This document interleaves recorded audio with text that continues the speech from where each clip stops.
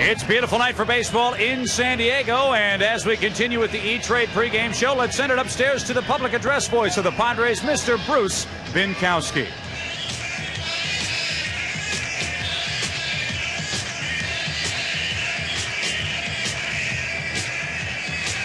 Ladies and gentlemen, please rise and remove your caps. Our colors presented by the Fleet Logistics Support Squadron 57, NAS North Island. Interpreting our anthem tonight, Melinda Blakely Bowen. Now, ladies and gentlemen, to honor America with the singing of our national anthem, please welcome one of the stars from Fox's Ally McBeal, Lisa Nicole Carson.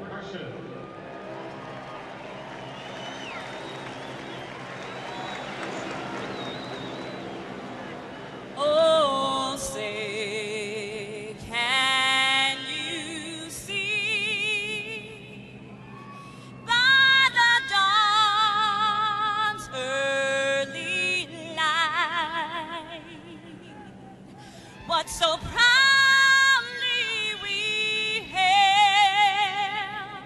at the twilight's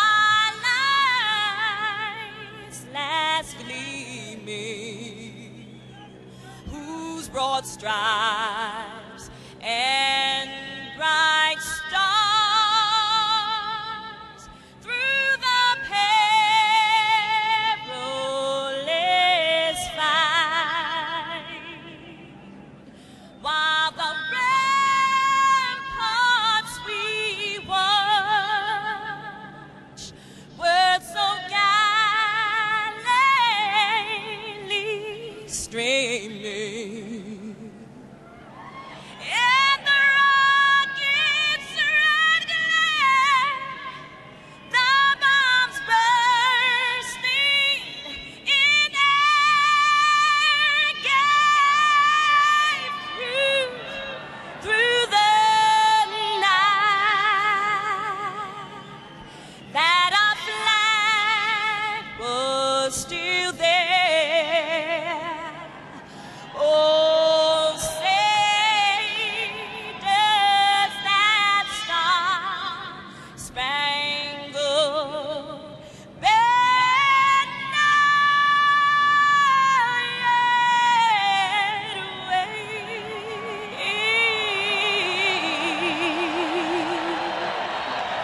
Oh, the land of the free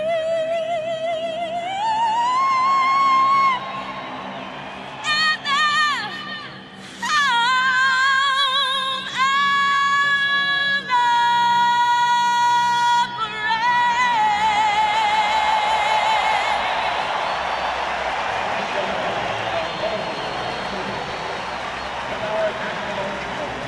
Lisa Nicole Carson, the star of Ally McBeal, with our national anthem, and now a very special guest with tonight's first pitch. And friends, I think you'll remember who this man was in a very special season in 1998.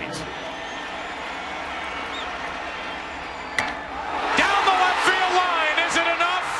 Gone! There it is! 62! Touch first, Mark. You are the new single-season home run king.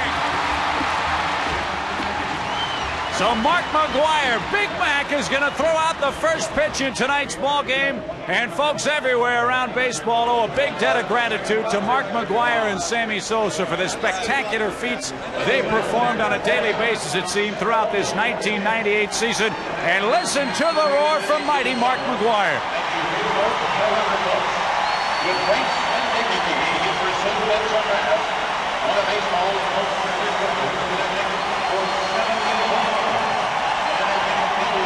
In Knobloch, one of baseball's greatest ambassadors, California native, and the new single-season home run champion, Mr. Mark McGwire.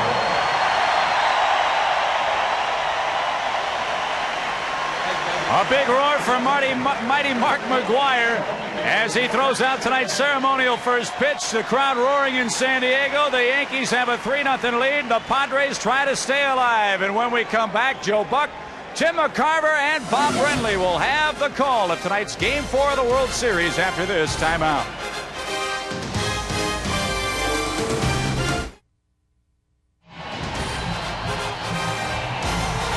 Welcome back to San Diego and welcome to game number 4 of the 1998 World Series with the Yankees up 3 games to none. This crowd at Qualcomm Stadium trying to root on the Padres to help this series breathe on for game 5 tomorrow night. And welcome to the broadcast booth, everyone. I'm Joe Buck along with my partners Tim McCarver and Bob Brenly. Well, you know the story. The Yankees are up 3 games to none, trying to close it out. A clean and quick 4-game sweep. And Tim McCarver, this postseason, just about like any other postseason where the spotlight usually unearths some unlikely hero, and that's happened here in 1998. David Cohn was asked before the series started who he thought would be the MVP. He said Scott Brosius because he's got that certain glint in his eye. Well, he's got thunder in his bat too, and he has been the unlikely hero in this series. We'll take you back to Whitey Ford's rookie season, an unlikely hero. Billy Martin with 2 home runs, a .500 batting average in '53. Don Larson's perfect game in 1956. Bucky Dent, the MVP of the Yankees when they beat the Dodgers in '78. Brian Doyle batting over .400, filling in for Willie Randolph. And this year, an unlikely hero in Scott Brosius. I'll tell you, Joe, the Yankees, like a pack of army ants, they are relentless in their attack. And they've done it in a couple of different ways. In dominating fashion in game 2, come from behind fashion in games 1 and 3. Here we go, Bob Brenly talking about Kevin Brown, and he is the Padres' hope to get this series to game 5 tomorrow night. Well, Kevin Brown was the best the Padres had during the regular season, and in the postseason you expect a similar performance to what a guy does during the regular season. During the regular season, Kevin Brown rarely hurt himself with the walk. In the postseason, that has not been the case. You think back to game 5 of the NLCS in relief, a leadoff walk ahead of the Michael Tucker home run. In game 1 of the World Series, 3 walks. 2 of those walks scored, the other extended the inning to allow Ricky Leday to hit a 2 RBI double. We've talked a lot about the Yankees' patience at the plate. Kevin Brown needs to do what he does best, attack the strike zone. He's got a banged up leg. He's been a little under the weather. The Padres right now are banged up, under the weather, and under the Yankees 3 games to none. Game 4 coming up from San Diego after this quick timeout.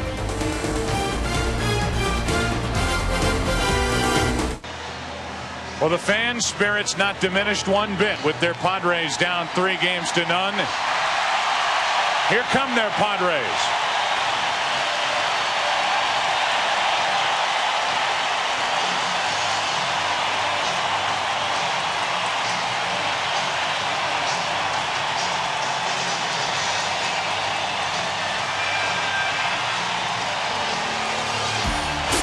Take a look at the Coors Light starting lineup for the New York Yankees. They lead it off with Chuck Knobloch at second, Derek Jeter batting second and short, Paul O'Neill is hitting third in right field, Bernie Williams cleaning up in center, Tino Martinez batting fifth at first base.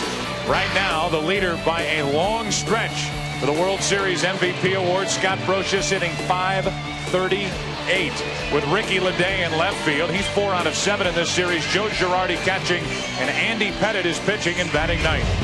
How about the defense for the Padres? Vaughn, Finley, and Gwynn in the outfield. Actually, Rivera in center, taking the spot of Finley. Finley has started each game of this World Series, but with the left-hander Pettit on the mound, it will be Rivera, the right-handed hitting outfielder, and that defense backs up the right-hander Kevin Brown. Well, we talked about it a lot. Kevin Brown's been battling flu-like symptoms. He's got the big knot on the inside of his left shin. Definitely not at 100%, but Bruce Bochy likes whatever percent of Kevin Brown he can get as opposed to anybody else on that pitching staff. A murderous heavy sinker, but as Bob said in the pregame comments, he has got to stay ahead of the hitters. That sinker has a tendency to flatten out when you're behind. He goes to that 4-seamer. That's with 2 strikes. And our favorite word, potpourri of other pitches from any angle.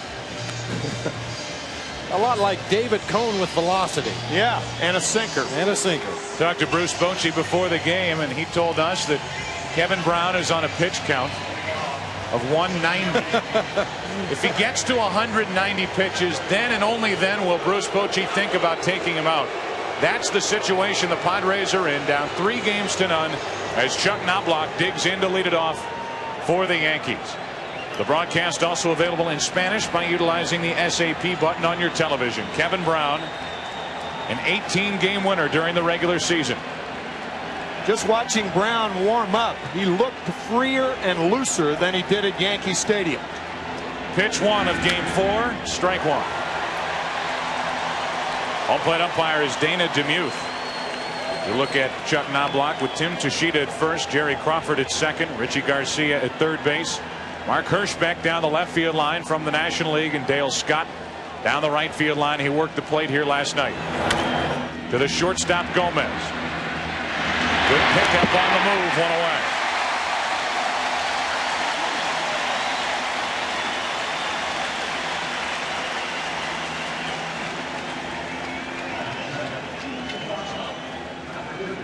That'll bring in Derek Jeter. In this postseason, hitting only .213 in the World Series, 4 out of 13. Last night's game here in San Diego, he had 1 hit, 1 walk.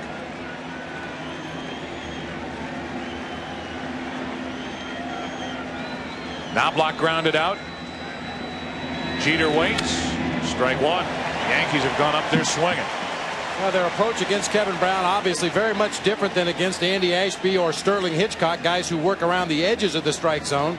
When Kevin Brown is at his best, he's throwing the ball over the plate, letting the natural movement keep the ball off the sweet spot of the bat. The Yankees know that. They're being very aggressive early.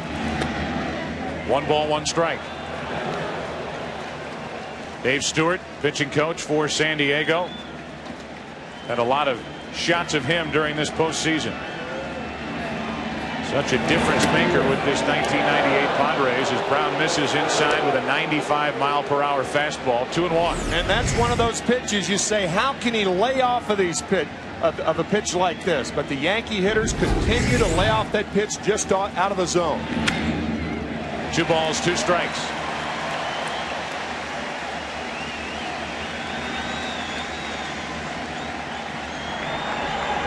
Andy Pettit will work in the bottom of this first inning.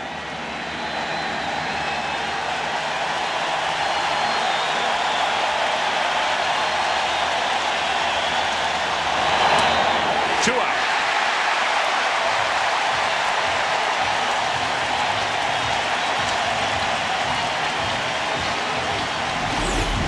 Kevin Brown finishes off Derek Jeter with the 4-seam fastball. Not a lot of sink, not much movement on that pitch.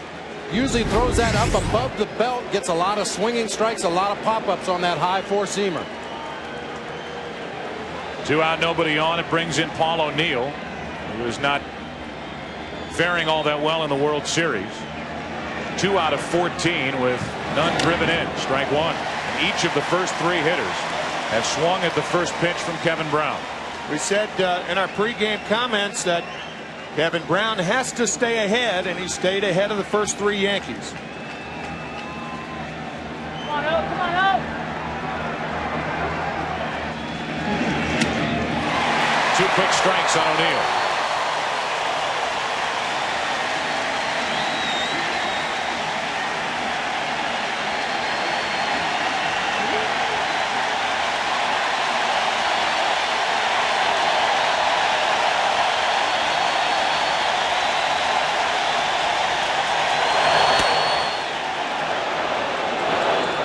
Another one, another high 4-seamer trying to get Paul O'Neill to chase a pitch up high out of the strike zone. 96 miles an hour.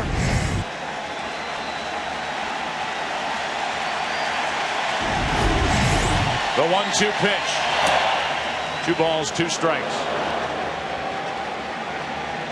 In the history of World Series play, 18 times the team has been in this spot, down 3 games to none in a best-of-7 series. 15 of those 18 times, the team that was up 3 games to none went on to a sweep. Only 3 other times has the team down in the series forced to Game 5. Kevin Brown and the Padres trying to defy the odds here tonight. In San Diego, we take a look at the Coors Light starting lineup. For Bruce Bochy's San Diego Padres, Kilvio Veras leads off at second base with Tony Gwynn batting second in right field. 6 out of 12 in this World Series. Greg Vaughn is in left batting third. Ken Caminiti is only 1 for 10 cleaning up. Jim Leyritz, the first baseman, this postseason. He has hit 4 home runs in his 6 total hits. Ruben Rivera in center field with Carlos Hernandez catching. Chris Gomez is the shortstop, and Kevin Brown is pitching and batting ninth. The Yankees defensively have Ricky Leday back in left field. He made the start in each of the first 2 games of this series. Paul O'Neill, with the rare error last night, is out in right field. And it's Joe Girardi behind the plate. No surprise, because the left-hander Andy Pettitte is on the mound for the Yankees. And the 2 danger spots for Andy Pettitte tonight, Greg Vaughn and Jim Leyritz, the 3rd and 5th hitters, because of that cut fastball down and in. And I agree with that first bullet point. He may be overusing that cutter. I think it's a complementary pitch after you establish your tailing, sinking fastball. He's got an excellent curve. He has a great straight changeup. Many times he goes to that cutter too often. Kilvio Veras takes a strike. The numbers for Pettitte, not too good down the stretch. But Joe Torre stuck with him in the postseason, giving him a start in the division series against Texas. He won that game, 7 strong innings. Then he lost game 3 of the ALCS in Cleveland. And it was either going to be Andy Pettitte or Orlando Hernandez in game 7. Joe Torre never had to make that decision.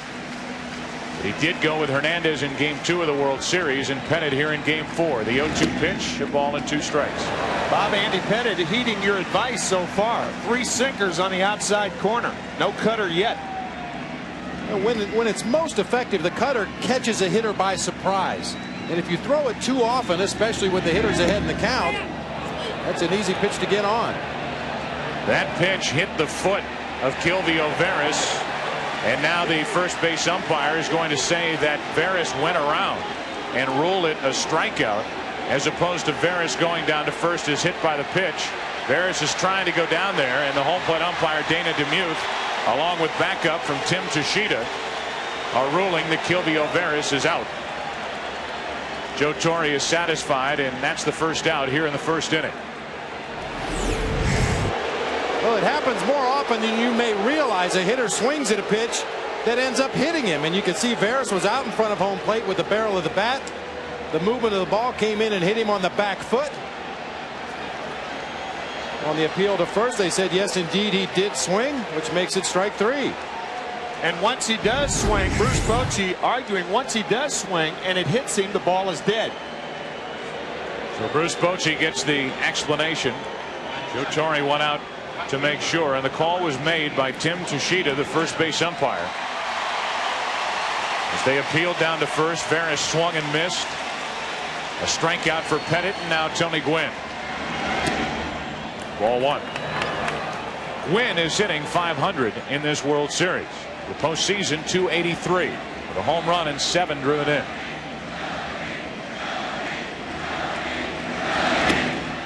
2-0.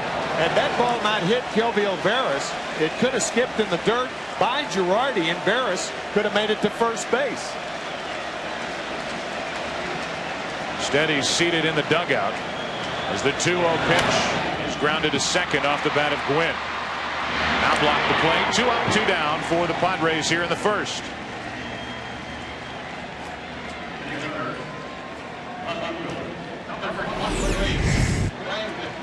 Knobloch on the move from our super shot. He snuggles that ball deep in the pocket of the glove. Knobloch has an unusually strong arm for a second baseman. Even off balance on the run, gets off a strong throw to get Tony Gwynn. Yeah, the one problem that Chuck Knobloch has had this year, throws on double play attempts. Here's Greg Vaughn. Vaughn is 2 of 11 in this World Series. His 2 were home runs in game 1. And he bats with the bases empty and 2 out here in the bottom of the first. Ball 1. Last night Vaughn was at the plate in the 8th inning in a 1-run game. And it looked like he made it a 1-run game. It looked like he had gotten all of a pitch or enough of a pitch to ride one out of here into right center. Got it down toward the end of the bat, and instead of a 3-run home run, it was a sacrifice fly. It was a 1-run game in the 8th, and it ended a 1-run victory for the Yankees, 5-4.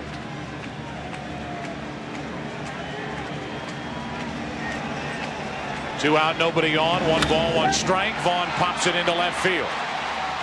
Easy for Leday as Greg got under it, and the Padres go in order in the first. Each side retired in order as we move to the second of Game 4. No score. Well, you heard Tim McCarver's explanation about the dead ball as the ball hit the foot of Kilvio Veras. Here is the sound from Jose Cardinal after the play. No, because that ball hit in his shoes. So that ball is dead. Yeah. See what happened? He swing. When he swing, the ball hit it, so that ball is dead automatic. Yeah, part of a coach's job in the major leagues is to know the rule book, and Jose Cardinal right on top of it. Bernie Williams takes a pitch up and in, underway in the second with no score. It'll be Williams, Tino Martinez, and Scott Brosius. Williams just 1 for 12 in this World Series.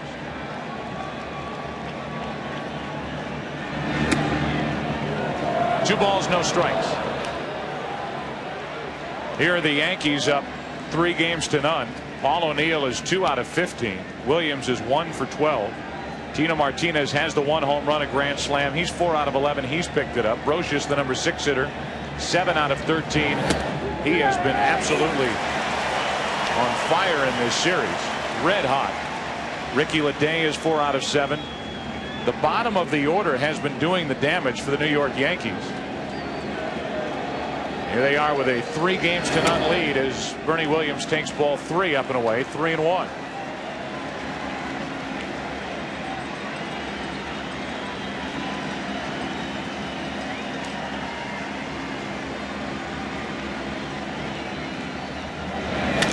Up the middle and stabbed by Kevin Brown.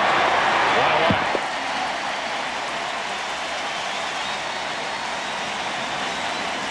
Kevin Brown, along with a lot of other things that he does well, an excellent fielding pitcher. For the latest Fox Sports World Series coverage, log on to www.foxsports.com, sponsored by Qualcomm. And it's a good thing because being a sinker ball pitcher, a lot of those ground balls are going to come back through the box. Kevin Brown, much like Greg Maddux and many other sinker ball pitchers, use that glove. You have to become the 8th fielder once you release the ball if you throw a sinker. Tino Martinez, strike 1.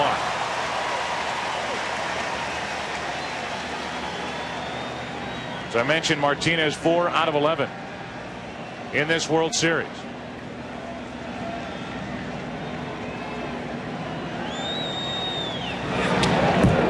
One ball, 1 strike. Remember Dave Stewart's remarks before last night's game. The Yankee hitters have to move their feet, pitch them inside, and don't allow them to become too comfortable. Kevin Brown very adept at doing that. One down and in that missed. This one over the outside corner for strike 2. And the reason that pitch was effective was because the pitch before forced Tino Martinez to lose his toe hold in that batter's box to get out of the way. And then Kevin Brown paints the outside corner. 2-2.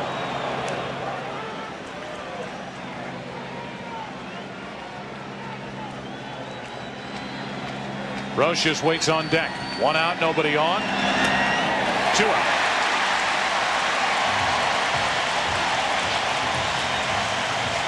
Let's go down to Steve Lyons with Mark McGwire. All right, Joe, certainly in a season to remember, the biggest moment was the 70 home runs by Mark McGwire. Mark, have you had a chance now to let it all settle in and figure out exactly what it is you did? Well, I've had a chance, but I still can't figure it out yet. I mean, I don't know if I want to. I just want to sit back and relax. I mean, and whoever fathomed that hit 70 home runs in 1 year. I mean, it's hard enough to get to 62, but 70, it's incredible. In an earlier interview on Fox, you said that if you hit 70, you'd retire, but I don't think you're going anywhere. Well, I was talking about 70 in golf. I've never got 70 in golf, so I hope people didn't get upset that I'm not retiring. All right, we'll be right back. All right, welcome back to Qualcomm Park. Back here, Steve Lyons with Mark McGwire. Mark, in this tremendous season, you certainly were the highlight. What do you think it means to you, the fact that you brought so many kids back to this game? Well, I mean, one thing, we put baseball back on the map. I think everybody that plays this game should be proud of it. You know, kids is our future. And if we don't get kids back playing baseball like we did this year, you know, baseball's not going to go anywhere. I think we're back on the map. A lot more kids are playing baseball, and it's just good for everybody. Mark, enjoy this as much as you possibly can. Thanks for taking the time. I will. Joe and the guys, back to you. All right, Steve, thank you, and thank you. Next to Mark McGwire as Caminetti bounces it off the plate. High hop for Brosius. Good play, one away. Caminetti not running all that well still. Scott Brosius continues to do it with the bat and with the glove in this postseason. A high hopper off of home plate. Caminetti, no signs of a limp, but considerably slower than he normally gets down that first base line. Joe Girardi, the Yankees catcher, running down to back up the play, matching Caminetti step for step down that first base line. So one down, and here's Leyritz. Ball outside from Andy Pettit. When you talk of a hitter familiar with a pitcher, consider the fact that Jim Leyritz caught Andy Pettit in 39 starts in 1995 and 1996. 1 ball, 1 strike.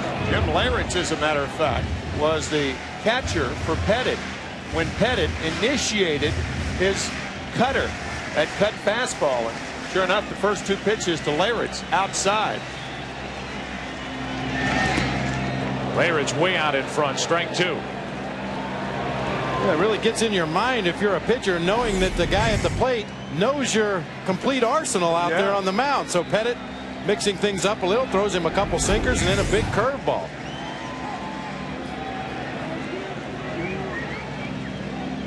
Andy Pettit is just 26 years old. Under the tutelage of Mel Stottlemyre, Andy Pettit over the last 3 years has won 55 games, which is second only in Major League Baseball to John Smoltz, who has won 56. 2 balls, 2 strikes on Jim Leyritz.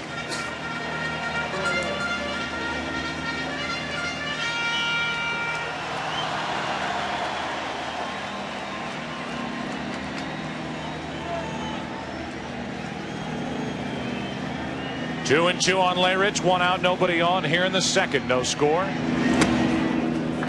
Just missed up and in. 3 and 2.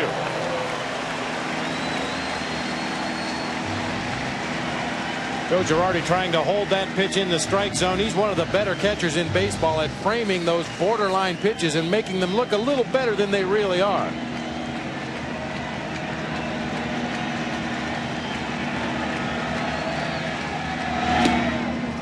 Low and away for ball 4 and a 1-out walk. The Padres have their first base runner. There's a look at Merv Rettenman, the hitting coach for San Diego. Here's what he said to Caminetti after the first out of the inning. You're only going to hit with your legs. You know what I'm saying? Don't use any body. It's no body. Just your hands back and boom, roll it out there. Get just your hands. You're like, hey, it's like. Trying to encourage his third baseman to use more hands in his swing, not quite so much body. Don't put so much pressure on those injured legs. Use your wrists and your upper body. Ruben Rivera off Pettit's glove to the shortstop Jeter for an infield hit.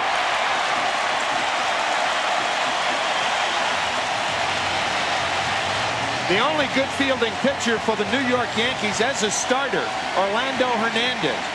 Andy Pettit probably gets hit by right-handed batters more than any other Yankee. This ball off the heel of the glove. He is not a good fielding pitcher at all, and he proved it right there. A very playable ball. Big hopper back through there. Granted, it got there quickly, but Pettit had his glove up, just didn't have it in a good position. We have had 2 plays made by Kevin Brown on 1 hopper's back to the box, and the first one to Pettit. He ended up at shortstop. And now 2 on with 1 out for San Diego, and Carlos Hernandez, who's hitting .361 this postseason. None driven in, however, digs in. Takes a ball from Pettit.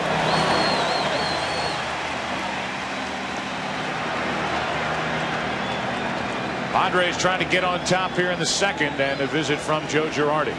Carlos Hernandez is a hitter for the Padres throughout the postseason that has heeded those words of Merv Rettenman. uses very little stride at all, picks up the front foot, puts it right back down in the same spot, uses his wrists and his upper body to drive the ball.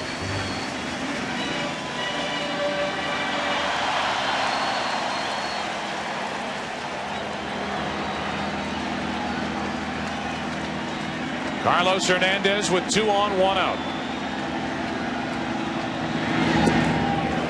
Girardi can't find it. Now he does. It's ball 2.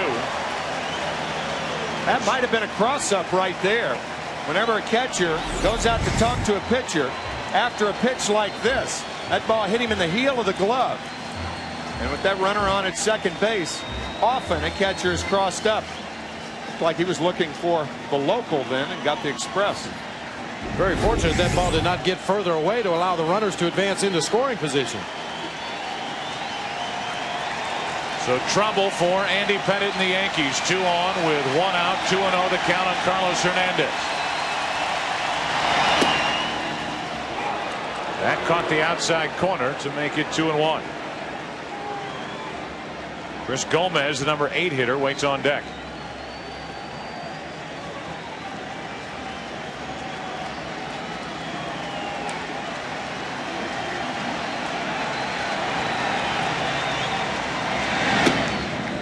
Same spot, 2-2.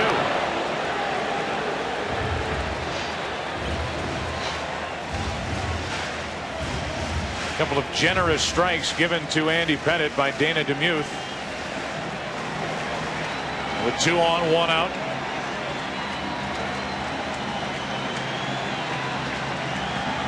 The 2-2 to Hernandez. Out in front, struck him out.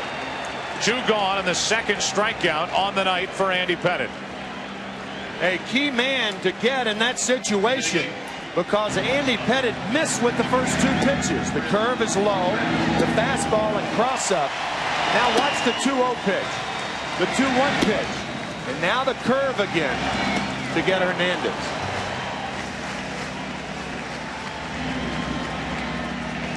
So Hernandez is gone, and now it's up to Chris Gomez, who has yet to drive in a run as well in this postseason. 2 on, 2 out. No score, second inning. Ball 1.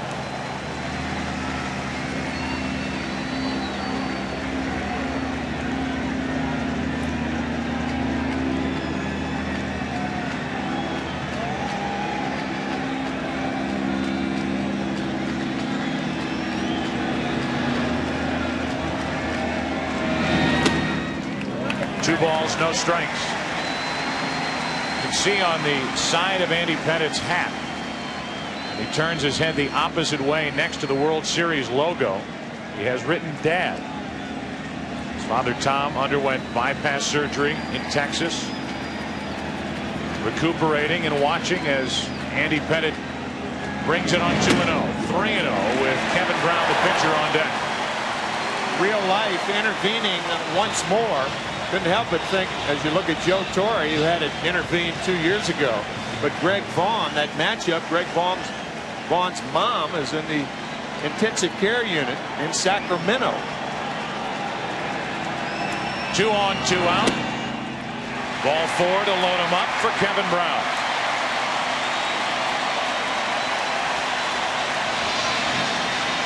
This is where the Padres really have an advantage in this game because Kevin Brown is an excellent hitting pitcher. Helps himself, he runs well. Andy Pettitte much more inexperienced with the bat. See the regular season average for Kevin Brown, 207, drove in 10 runs. May not always be the prettiest swing at the plate, but somehow finds a way to get the bat on the ball. Leyritz, Rivera, and Gomez waiting for their pitcher Kevin Brown to try to drive him in.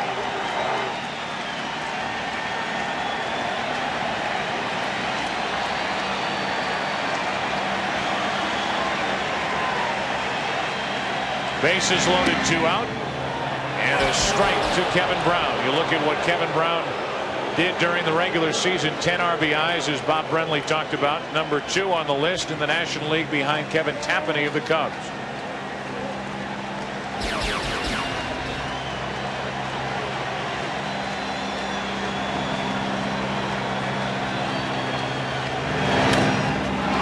drag bunt. The play by Girardi. The out at first, and the inning is over. A little push bunt. And Kevin Brown retired 2-3. Padres strand 3 after 2 no score. Back after this from your local Fox station. These aerial pictures are courtesy of the Goodyear Blimp Eagle based in Carson, California. Goodyear recently increased its blimp fleet to 6, adding 2 airships in Europe and 1 in South America.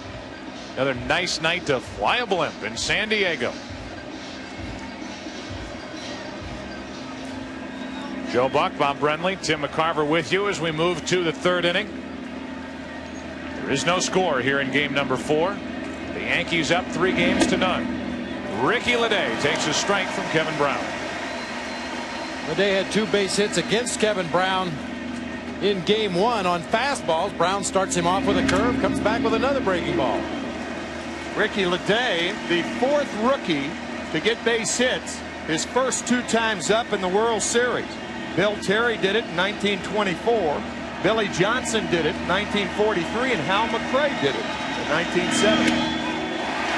Over the outside corner, and Leday is gone. Did you see what Leday has done coming into this game 4? He is the first out here in the top of the 3rd inning.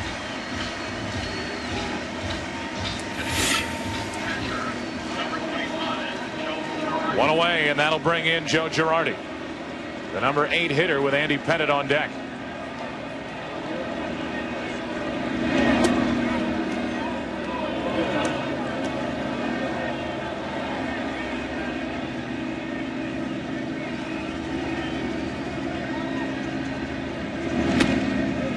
On the outside corner, 1 ball, 1 strike on Girardi, who's 0 for 2 in this World Series. The Yankees are getting a taste of the real Kevin Brown tonight. They only scored 2 runs and 6 1/3 in the first game. Girardi trying to lay one down, is now in the hole, 1-2. That may be an offensive weapon that the Yankees can use because of the hobbled Ken Caminiti at 3rd base, having problems not only moving but bending over to pick up ground balls and bunts. The Yankees certainly have a few guys in this lineup that are capable of dropping bunts down that 3rd base line and beating it out. 2-2. Chuck Knobloch did it last night, a bunt base hit, and then the error on a ball that Ken normally fields. Ball hit by Chili Davis to score a run. Full count now on Girardi. Because of Caminiti's limited range, he's going to have to play deeper than normal. Lay down a bunt, use a little speed. Girardi tried it with a pitcher coming up. Fouled it away for strike 2. Now the 3-2 pitch into right field for Tony Gwynn. Did not get a great read on it, but recovers. 2 gone. 2 up, 2 down for the Yankees in the 3rd against Kevin Brown. Here's Andy Pettitte, 0 for 4 during interleague play this season against the National League East. He takes a strike from Kevin Brown.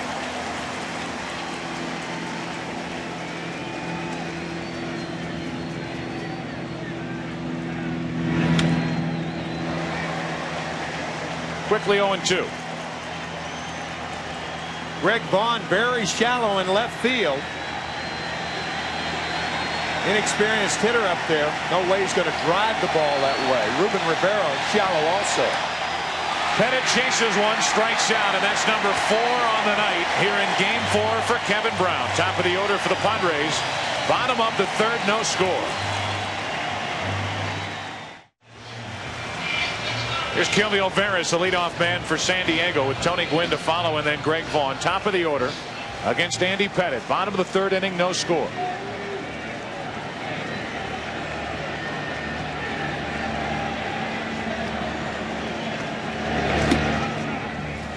Alvarez struck out his first time. He went around on a pitch that eventually hit him on the heel.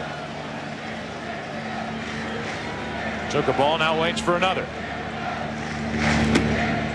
1-1.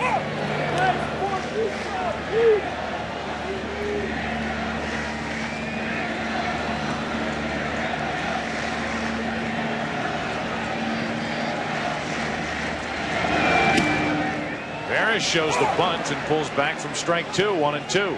Joe, I think our partner Bob Brenly had a meeting with Andy Pettitte before the game. He has not thrown the cutter but 3 pitches, 3 times tonight. On 1-2, Veras off the plate to the first baseman Martinez, and the leadoff man is gone for San Diego in the 3rd. You got to believe that the San Diego Padres scouting report included that cut fastball from Andy Pettit, and he has gone away from it tonight. I've seen him pitch in games during the regular season where he started games similar to this, using the sinker, using the changeup, using the big overhand curve, and as the game progresses and he establishes those pitches on the outside corner, then that cutter becomes much more effective in the later innings. So Andy Pettit took care of the leadoff man. Pitching coach Mel Stottlemyre pictured there on your right. Now Gwynn pictured as he digs in with 1 out, nobody on. Tony bounced out to second his first time up and takes a ball from Andy Pettit. The hit zone for Tony Gwynn. The red areas are the hot areas. With 2 strikes, most teams try to go up and in, and that up and away pitch, many times you can get him to hit a lazy fly ball to left field. But you've got to be tempted for an 8-time batting champion to make the whole thing red. Well, there's a lot of National League pitchers that would not argue that. They have yet to find the cold zone on Tony Gwynn. 1 ball, 1 strike. Another one for Knobloch. Gets an easy hop, 2 gone.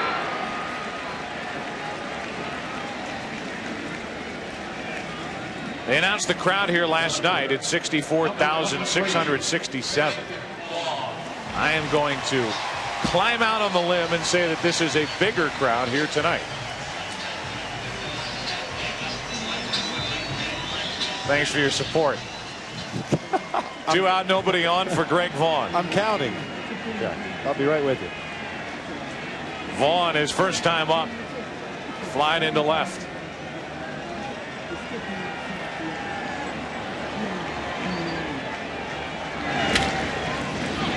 First pitch swinging. Vaughn taps to Jeter, and the Padres go in order for the 2nd time tonight. We have played 3 here in Game 4. The sun is setting on San Diego. Padres hope it's not on them. No score. Well, congratulations to Kevin Brown. Sets a new single postseason record with his 42nd strikeout. He just got that. Andy Pettit, his 42nd strikeout victim of this postseason, to end the top of the 3rd inning.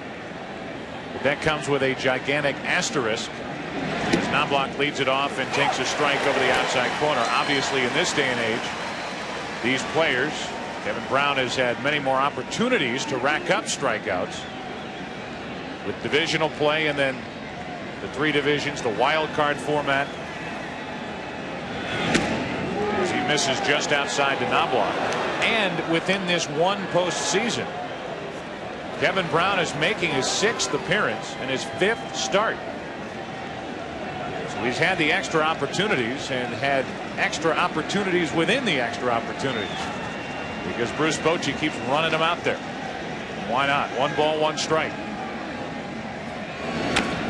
Knobloch bounces 1 foul, strike 2.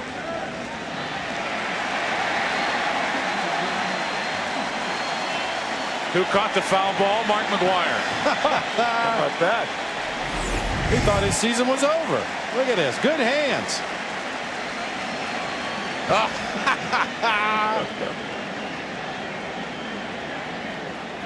What a year, huh? 70 home runs and 1 catch. Up the middle, backhanded stab by Veras. Strong throw, 1 away as Knobloch is gone. By the way, as McGwire made that play down there, Paul Molitor was there just to back him up. Both were protecting the commissioner down there. Well, both second basemen in this game possess very strong throwing arms. Veras going to the backhand. Took a little extra tick just to find a good grip on that ball and then fired a rocket over to first base to get Knobloch.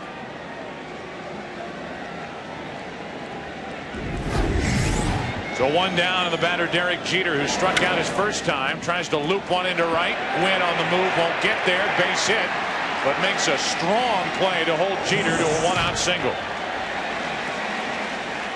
Good play by the 5-time Gold Glove Award winner Tony Gwynn out in right. Our Aflac trivia question: who was the last pitcher to hit a home run in World Series play.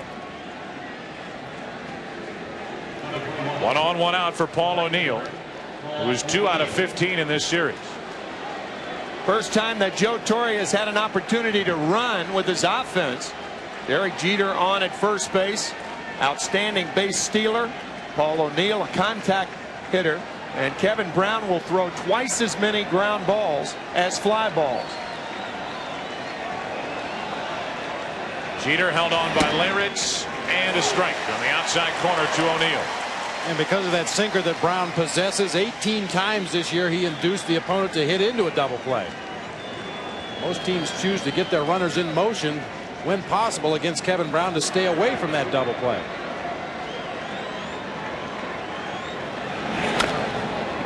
To the right side, Jeter will advance to second, 2 out, as Veras makes the play to get O'Neill.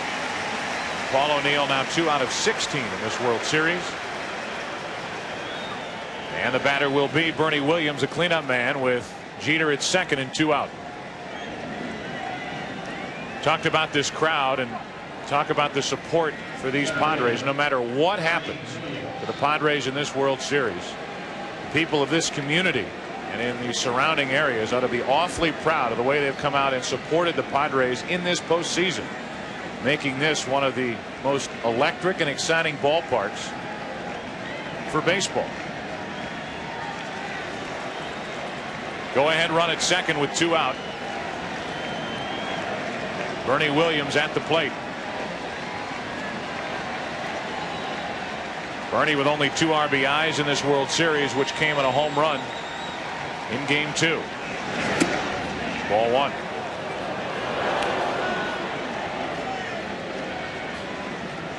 See what Bernie Williams has done here in his 8th season. Batting champion this year with a .339 average. I was going to say that's the resume he will likely take with him when he heads into free agency at the end of this year, if that does indeed come to pass. Over the outside corner, 1 ball, 1 strike. Take with him and add 2. Former manager of the Yankees, Buck Showalter, in the ballpark tonight.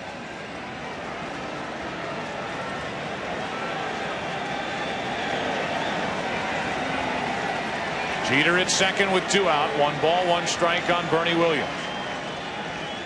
Kevin Brown wants to talk, and there's Buck Showalter. Bobby, you had a chance to watch him maneuver the Arizona Diamondbacks in 1998. Which was not always an easy task, as you might imagine, for an expansion ball club, but pretty good nucleus of a team there, and with a few wise free agent signings, the Diamondbacks feel that they can be very competitive in the near future, and this man's name has come up several times throughout the regular season and into the postseason. I knew there was going to be a tie-in here in kind of a roundabout way, as Williams tries to put his Yankees out in front here in the 4th inning. Brown is having a tough time getting together with Carlos Hernandez on the signs here, and the approach to try to get Williams.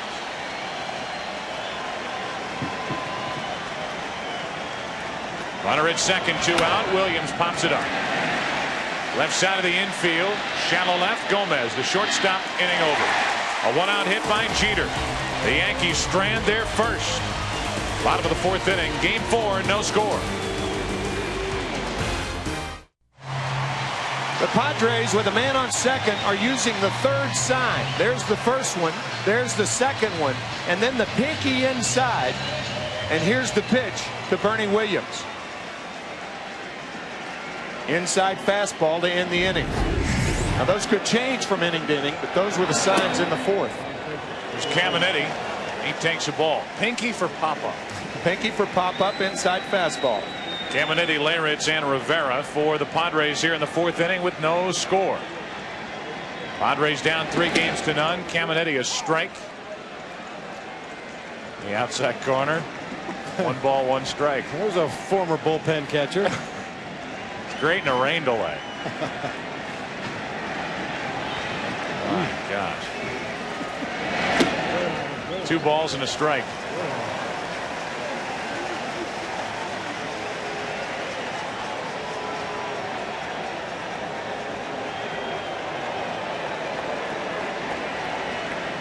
2 balls and a strike, and Caminiti takes one over the outside corner, 2-2.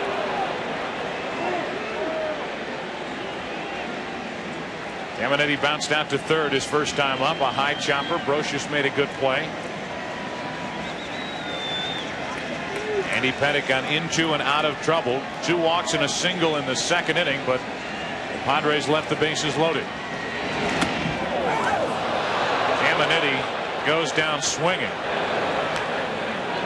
I know you're trying to get as much as you can out of Caminiti, but he just is not healthy. His legs just buckle under him on check swings. We've seen it happen several times throughout this series. Fouled that ball off of his left leg last night.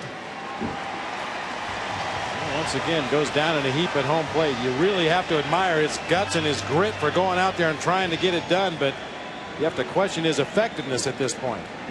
At some point you have to wonder if the effort and that determination is worth having a player out there who is not closer to 100% and now is 1 out of 12 at the plate with 2 errors in this World Series. Jim Leyritz with 1 out, nobody on. Bruce Bochy delaying his lineup tonight before he talked to Caminiti to see if he was all right to play.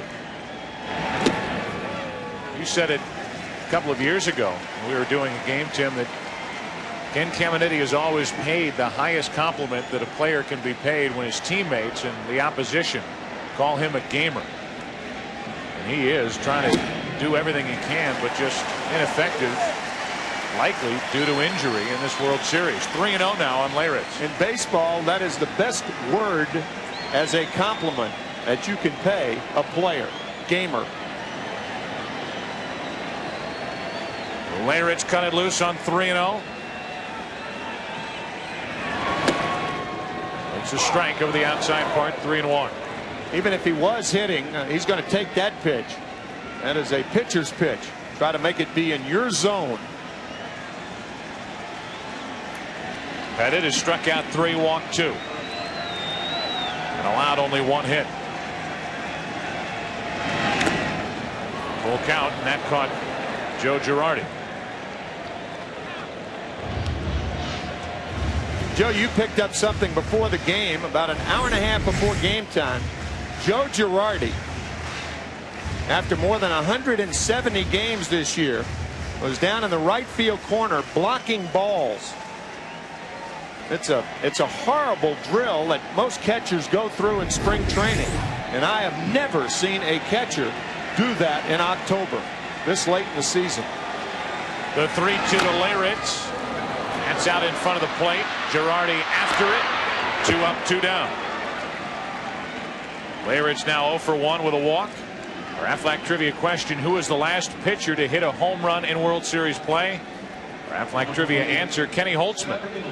The Oakland A's hit a home run off Andy Messersmith in Game 4 of the 1974 World Series. By the way, Holtzman was the 14th pitcher to hit a home run in World Series play. 2 out, nothing doing for the Padres so far as they bring in Ruben Rivera to the plate. He has the only San Diego hit so far. A strike from Pettitte.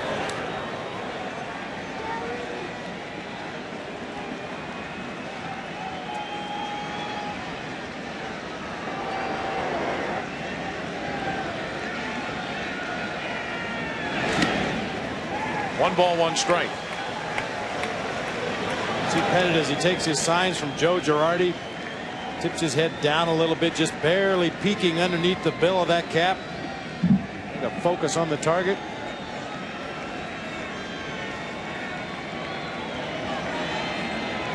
Is 1-1 to Rivera, strike 2. Joe Torre telling us before the game he hopes Andy Pettitte works hard enough in the bullpen before the game to wear himself down a little bit. So charged up and so rested. He's more effective when his arm is a little weaker, not going 100%. As Rivera chops it foul, it's still 1-2.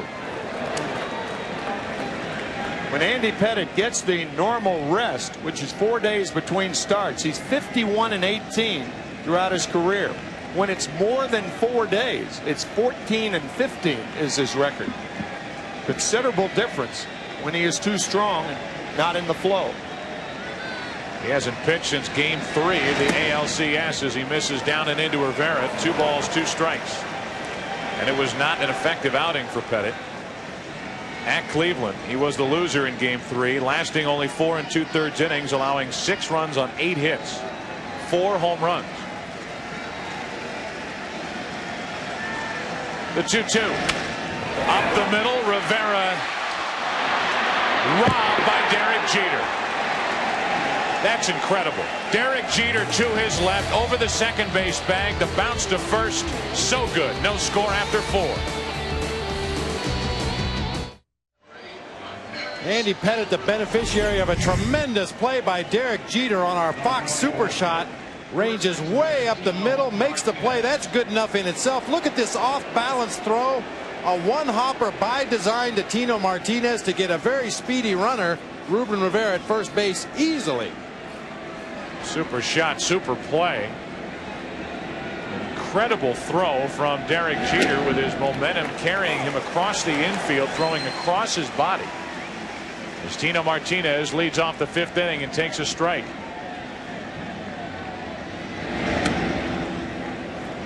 One ball, 1 strike from Kevin Brown, who was allowed only 1 base runner. The 1-out single by Derek Jeter last inning. That's it. He struck out 4 along the way, and that's strike 2.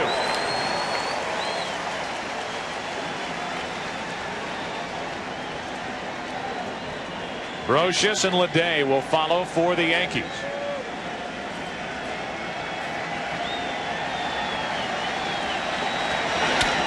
The opposite way and through. Tino Martinez has his 5th hit of the World Series here in 1998. Frustrating for a pitcher to make his pitch, as Brown did then, and then have a strong left-handed batter fight it off the other way and find a hole. Kevin Brown did exactly what he wanted to do then. He kept the ball off the fat part of the bat, and Tino Martinez just muscles it through that 5.5 hole on the left side. That's Tony Gwynn's shot. You're used to seeing him do that, not Martinez. So Martinez at first with nobody out. Here is Brosius. He takes a strike. Yankees have their leadoff man on for the first time tonight, and Brosius, who flied to center his first time, is now 7 out of 14 and even 500 in this World Series.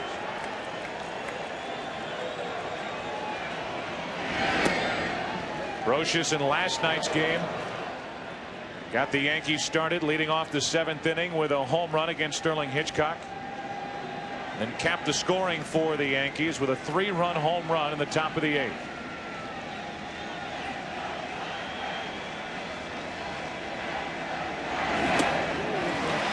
Good pitch from Brown, strike 2.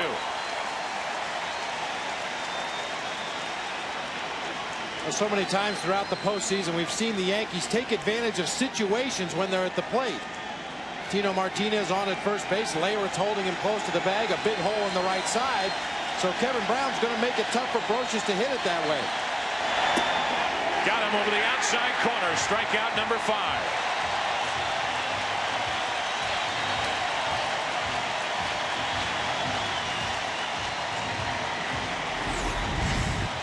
Sometimes it's not necessarily the pitch, it's how you got there. And Kevin Brown gets there with that inside sinker, and then he goes back outside on the corner.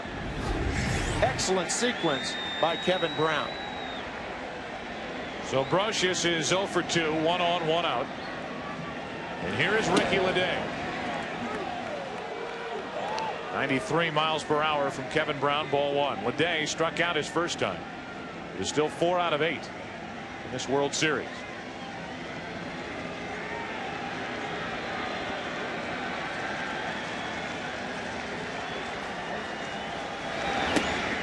That caught the corner. 1 ball, 1 strike.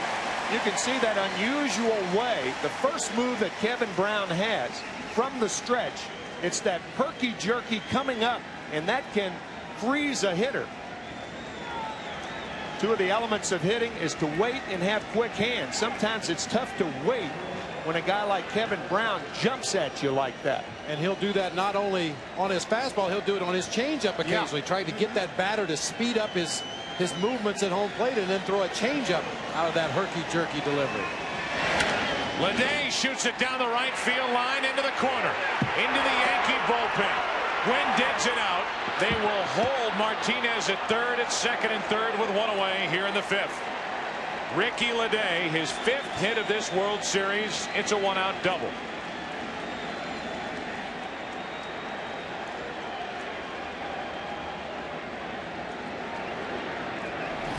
Well, Ricky Leday is not fooled by that herky-jerky delivery of Kevin Brown. He has been right on every fastball Kevin Brown has thrown him in this World Series. Youngster not intimidated at all. Hooks that ball down in the right field corner. The Yankees have to scatter down there, grabbing the chairs, getting them out of the way.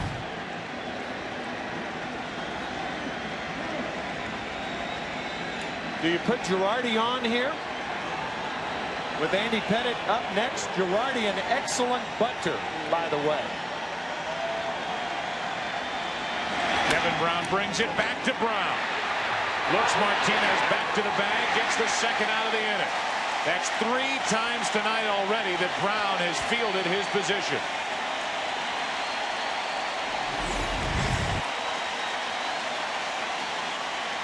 First pitch sinker, one hopper right back to the mound. Check the runner at third, make sure he's not going anywhere, and get the out at first base.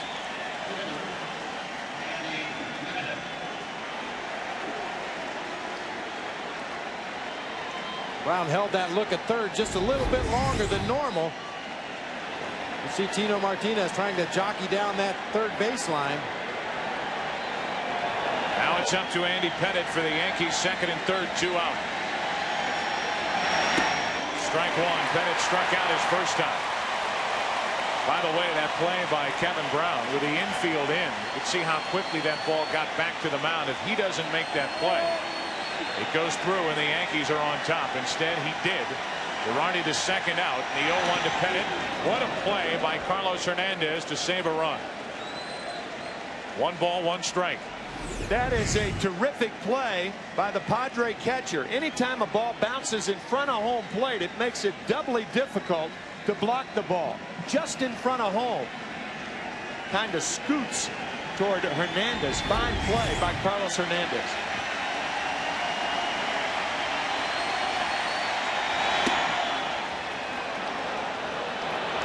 Two balls and a strike on Andy Pettit. Tino Martinez, the runner at third. Ricky Leday with a double in this inning is at second. No score here in the fifth. Not getting the corner is Brown, and the count 3-1.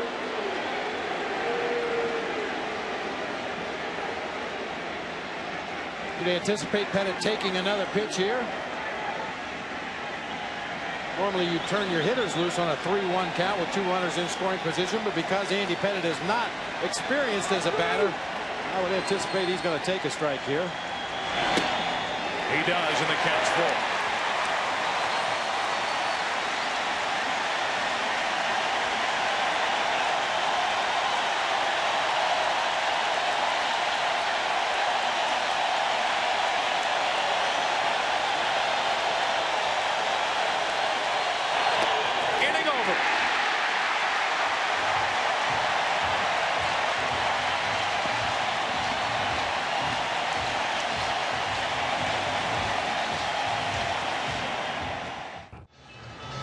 Back here in San Diego, we move to the bottom of the fifth inning.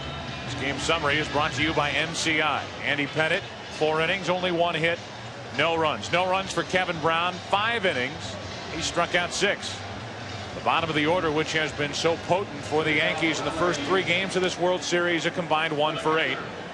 The one coming from Ricky Leday with the double to set up the scoring chance, but Girardi the comebacker to Brown. And then Kevin Brown struck out Andy Pettit. Carlos Hernandez, Chris Gomez, and Kevin Brown to the plate. The Padres here in the 5th inning with no score. I told you that 18 times in the history of the World Series best of 7 format, team down 3 games to none had never come back to win the series. 15 of the 18 were swept.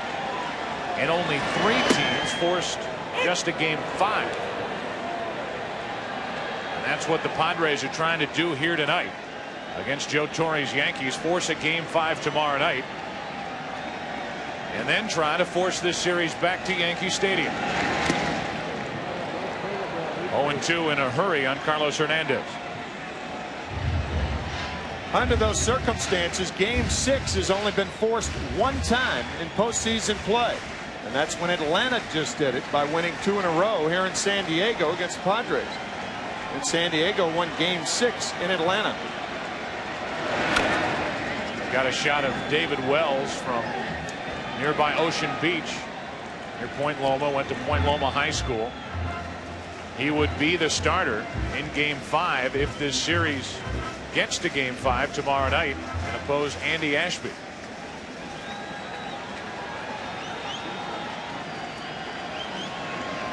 Tony Gwynn hoping that's the case. No score, 5th inning, the 0-2 pitch. Good swing by Hernandez, still 0-2. So many times in the game of baseball we talk about making adjustments, and the team that makes the adjustments more quickly is the team that normally is going to have success. We talked about Andy Pettitte, that cut fastball inside on the right-handers. He has gone away from that so far in this ball game. He's only shown it very few times. Now if the Padres make an adjustment and start leaning out over the plate, look for Joe Girardi to lead his pitcher back inside.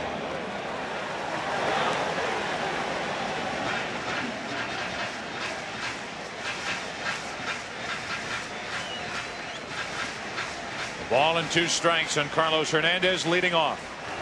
Pettitte has struck out 3.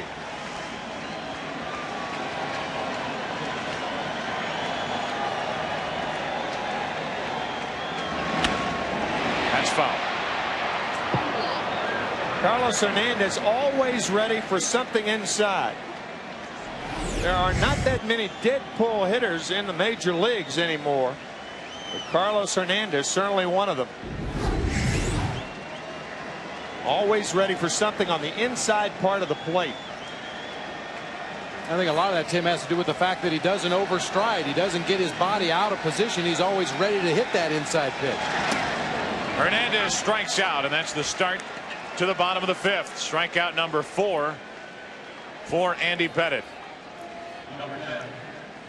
Well, this year's winner of the True Value Roberto Clemente Man of the Year award is the Cubs' Sammy Sosa. So deserving.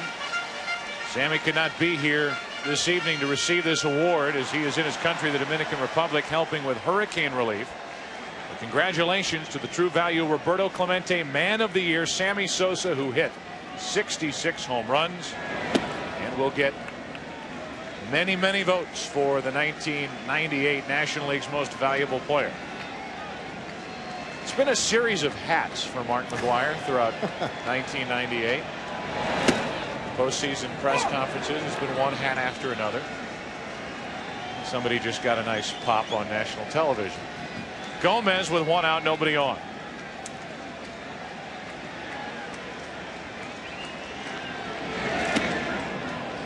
Strike 2. One of the few pitches that Andy Pettitte has left in the middle of the plate, but you can afford to leave the changeup in the middle of the plate if you get it down. See the early movement by Gomez.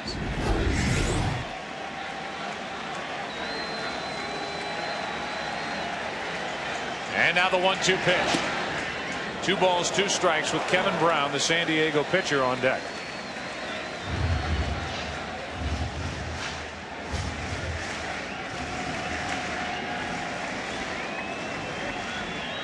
Chris Gomez, a walk his first time up, 4 out of 9 in this World Series. There's Pettitte getting hit by the batted ball from a right-handed hitter, but he stays with it to get the out. 2 gone. And they check on the health of Andy Pettitte as his infielders converge around him out on the mound. Looked like it got him on the inside of the left thigh. He missed it once again completely this time with his glove. But fortunately for him, the ball stays right there and he's able to complete the play. Some pitchers become fielders after they release the ball. Others become protectors. Andy is one of those protectors. Some of them become targets. Pettitte almost missed the throw back from his catcher Girardi after he asked for a new baseball. He must be having trouble, seriously speaking, seeing with the ball coming back from the home plate area as he just flinched and nearly dropped the throw coming back from Girardi as Kevin Brown loops a base hit into right center field. O'Neill over to cut it off, and Kevin Brown, who tried to bunt his way on with the bases loaded and 2 out in the second, only to be retired to end the second inning, keeps the 5th inning alive with a 2-out single. Second baseman, O'Neill. No surprise, Kevin Brown had 2 base hits in game 2 of the NLCS, scored a run. You may remember that game. He slid head first into third base, had dirt all over his uniform. Now Kevin has to be aware of the move by Andy Pettite. Nearly caught him right there. And he had about a 1-step lead off, and he almost caught him. It's going to be about a half step this time. Go back to softball rules. You stay on the base until he pitches. He's not going anywhere. But Pettite showed him that move in an effort to try to pick him off to end the 5th inning. He's got the bad leg. He's walking with a little bit of a limp. Hit by the batted ball in game 1 off the bat of Chili Davis. Took it off the shin. Not 100%, but obviously feeling good enough to pitch and strike out 6 through 5 innings. Veras a slow roller like a bunt. Pettite fielding his position, throws low, got him, and the inning is over. Andy Pettite has been tested. In the inning, he records 2 of the outs, gets the assists. We're through 5, no score.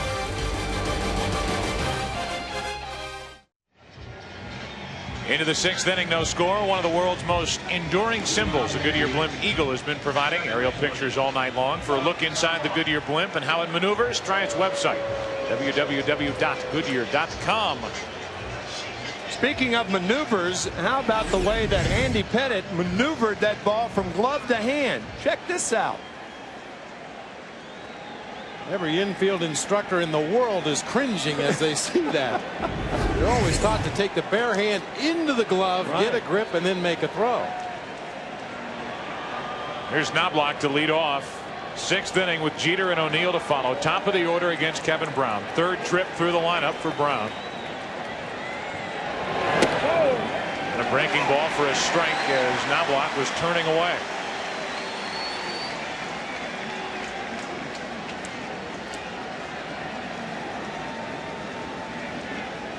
Knobloch is grounded out twice, once to short, once to second. Jeter has one of the 3 Yankee hits tonight on deck. Knobloch wins, strike 2.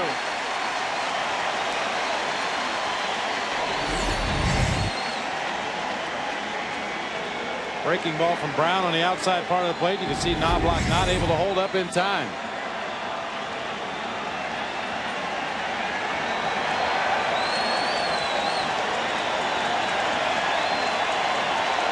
Here it comes on 0-2. That got up on Knobloch in a hurry, didn't it? He started to flinch, and Hernandez already had it in his glove. As you look at Chuck Knobloch's career profile, 1991 American League Rookie of the Year, a Gold Glove Award winner last season. To the right side for Veras, to his left. Leadoff man is gone for the Yankees in the 6th inning.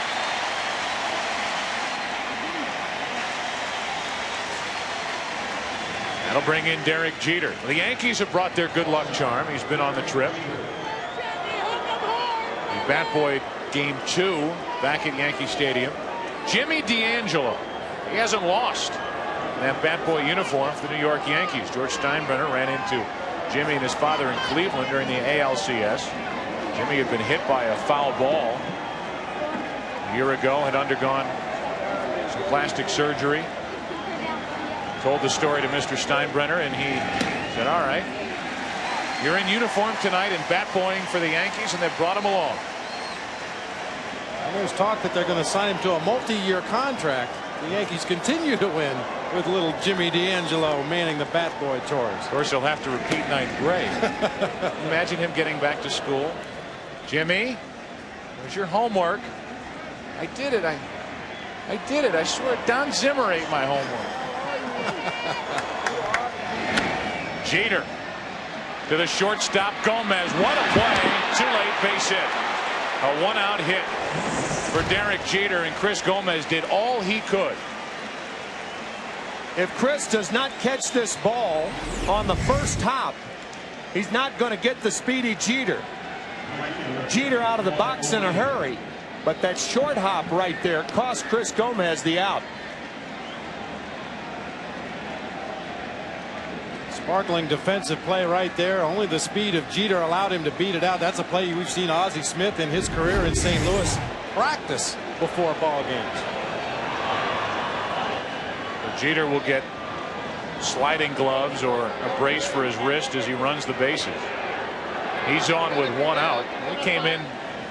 You come into any postseason series with the Yankees now, and you expect to see sparkling plays from Derek Jeter, and we have in this game already.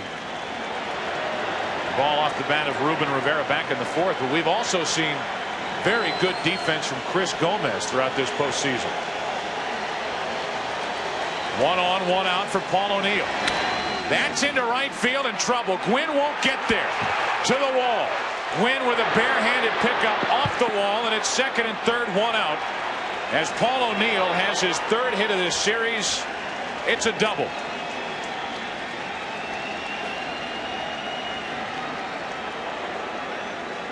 The last time the Yankees had runners on at 2nd and 3rd and 1 out, the bottom of the order was up. But now you have the meat of the order. Tony Gwynn hurriedly getting the ball back in to Kelvio Veras to hold Jeter to 3rd base. But the fat part of the order up for the Yankees here with only 1 out.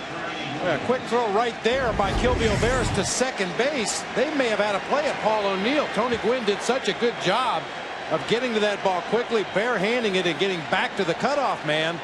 They may have had an opportunity to get O'Neill at 2nd base. The problem with that is you have the shortstop covering at 2nd base, and there's nobody there to tell you where to go with the ball, because Veras' first responsibility is home.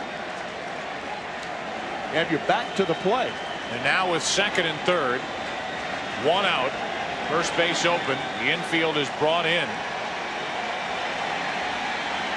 Bernie Williams will get his chance here to put the Yankees out in front here in the 6th inning.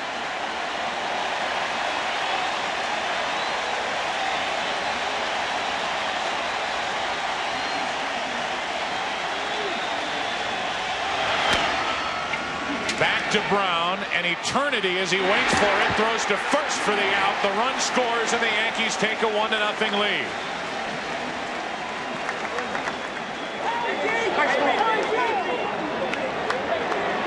That had to feel like an eternity to Brown, waiting for that ball to come down. It stayed up, and with that, Derek Jeter scores the first run. Well, it's not by design, I can assure you that, but the Yankees are really making full use of home plate in this game offensively. A lot of balls have been banged either off the plate or the hard dirt around home plate. Kevin Brown with no choice but to take the out at first. The reason for that is that nasty sinker by Kevin Brown.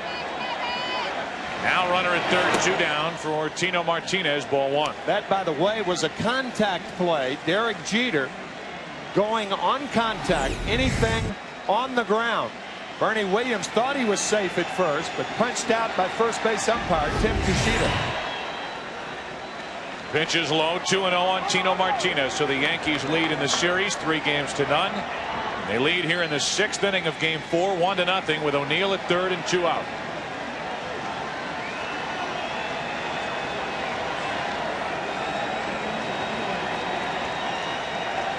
For 14 with runners in scoring position in this postseason, but with the count 2-0, the Padres elect to walk Tino Martinez and pitch to Scott Brosius. So the intentional walk to Martinez brings in Brosius, who is 0 for 2 tonight, but 7 out of 15 in this World Series.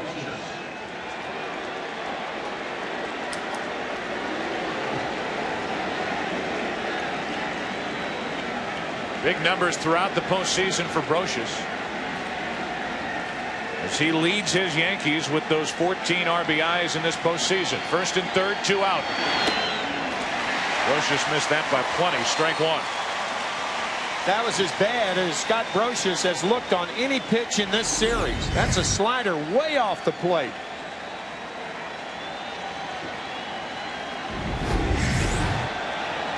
Kevin Brown trying to keep this a one-run inning.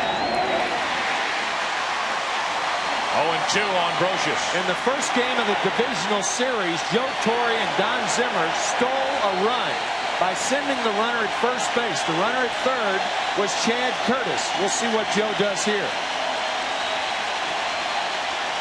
Carlos Hernandez out in front, telling the infielders now what he's going to do should Martinez run. If he does, he'll stop, get in a rundown, and hope that O'Neill can score. That's an option.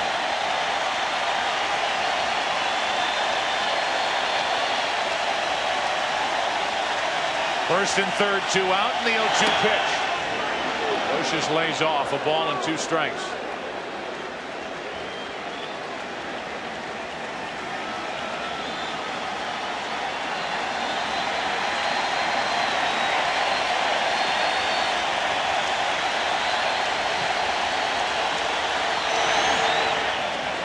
Squirts away, but not far enough for anyone to advance. 2-2 on Brosius. Quicker base runner at first base. That would have been a great opportunity to try to advance. Carlos Hernandez blocks the ball but doesn't immediately get on it.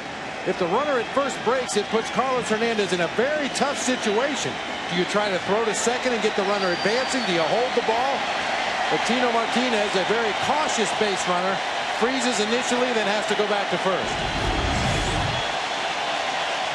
The 2-2 pitch. That's a foul ball.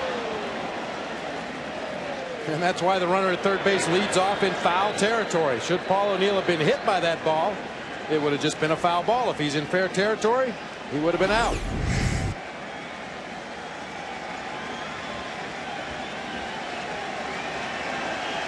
So the count's still 2-2.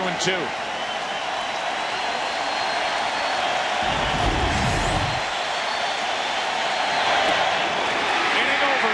The Yankees score first. A run, 2 hits, a walk, 2 left. Bottom of the 6th inning. Wynn, Vaughn, Caminiti coming up. 1-0 Yankees.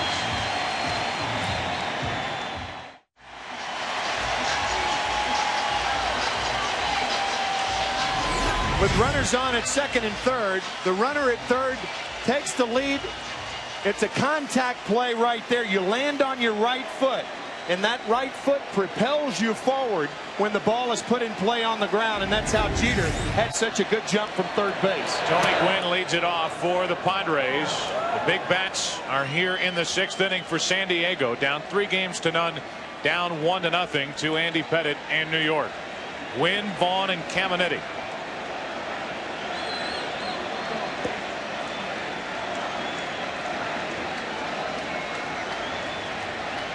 Wynn is 0 for 2. In the hole here, 0-2. Might add that at no other base do you take a walking lead. Third base is the only base that runners take the walking lead, and it's very, very important to get that jump going toward home, and Jeter had it. Got to look at that number for Andy Pettit. His last World Series start, as he makes his 3rd in his young career here tonight, is when he lasted 8 1/3 innings, allowing no runs in Game 5 in Atlanta, Yankee victory. As they took that 3-2 advantage back to Yankee Stadium and won in Game 6.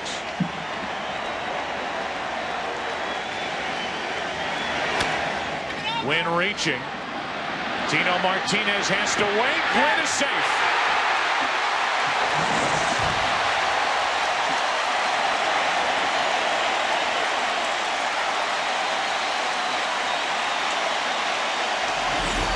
This is the only time it's appropriate to slide into first base to avoid a tag. You can see Tino Martinez with a diving effort. Tony Gwynn hook slides to the outside part of first base. The only time this play should be attempted by a runner. Might add that sliding past the bag is the same as running past the bag. So with this infield single by Gwynn, the tying run is on with nobody out for Vaughn, Caminiti, and Leyritz. 1-0 New York here in the 6th inning. To the shortstop, Jeter gets the high hop, the force at second, safe at first. 1 on, 1 out.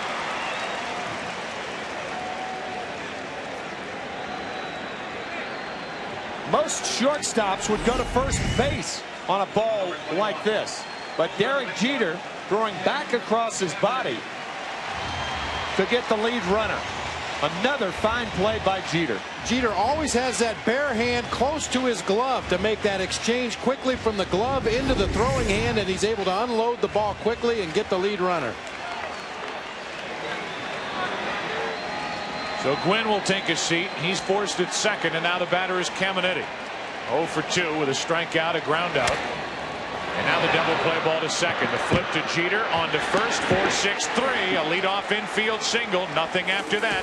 And we move to the 7th. We'll return after this word from your local Fox station. Welcome back for the 7th inning of game number 4. This copyrighted telecast is presented by authority of the Commissioner of Baseball and may not be reproduced or retransmitted in any form. The accounts and descriptions of this game may not be disseminated without expressed written consent. Ricky Leday. First pitch swinging. Fouls away, strike 1. The Yankees with the 1-0 lead here in the 7th inning and a 3-0 lead in this 1998 World Series. Ricky Leday has a double tonight. He's also struck out. He has fared well against Kevin Brown in game 1 against Brown. He had 2 hits and a walk. And because of that, that last pitch up and in to Ricky Leday, a purpose pitch from Brown.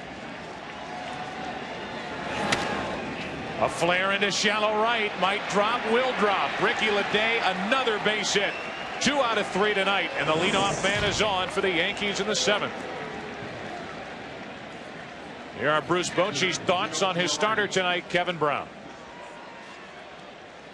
He says he feels fine. I don't know if he's being honest. I mean, he's a little banged up. He still has that big knot on the shin.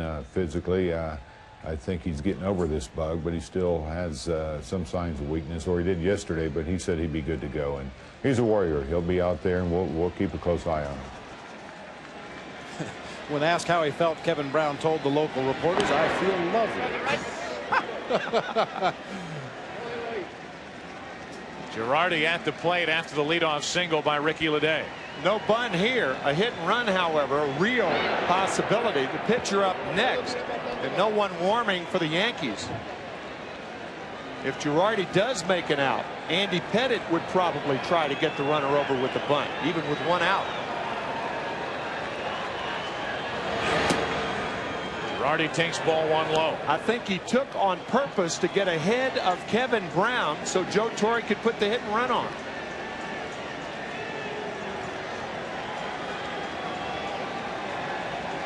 Brown has just given up his 6th hit of the night. Hit and run is on. It's fouled straight back, 1-1. You know, Joe Torre told us back in 1996 against the Atlanta Braves in the World Series the difference in managing American League as opposed to National League. He says it's simple. In the National League, you try to make something happen before that pitcher spot comes up. Joe Torre trying to make something happen here. A hit and run with Joe Girardi at the plate. Girardi at the plate with Andy Pettit to follow. The check on Leday. We heard from Bruce Bochy, and I think we all want to make mention that last night, with the moves that he made in the 8th inning and in the 9th inning, he has been heavily criticized in the media. Second guest, first guest last night. Bruce Bochy is a solid individual who stood there, took the criticism, stands by what he did last night, answered the questions, answered the critics, and did so with a shrug of the shoulders. And his thought is, I gave it my best shot. We did what we thought was right. Sticking with Andy Sheets, let's say, in the 9th inning against Mariano Rivera. Not going to the left-handed hitting Greg Myers or using John Vanderwall as a pinch runner. He stood there and took it. He has his Padres in the World Series. They are the best team this year in the National League.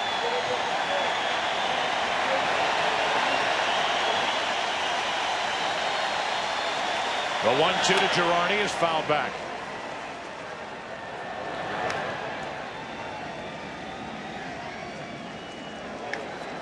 Andy Pettite with a jacket on, waiting on deck.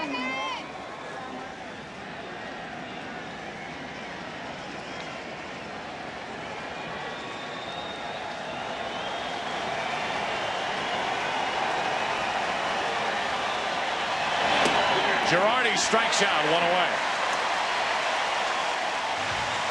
Here are Bruce Bochy's thoughts on being second guessed after last night's maneuvers in Game 3.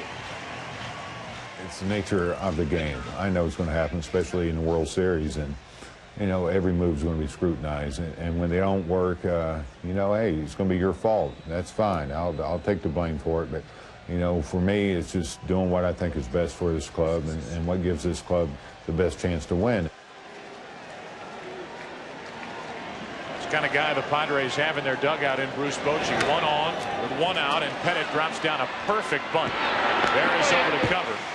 Andy Pettite gets the sacrifice accomplished, score at 2-4, and down to second is Leday with 2 away here in the top of the 7th. That's what Joe Torre told us he would do. Even with 1 out and his pitchers hitting, they will be bunting in these situations, and Andy Pettite just lays down a blueprint in front of home.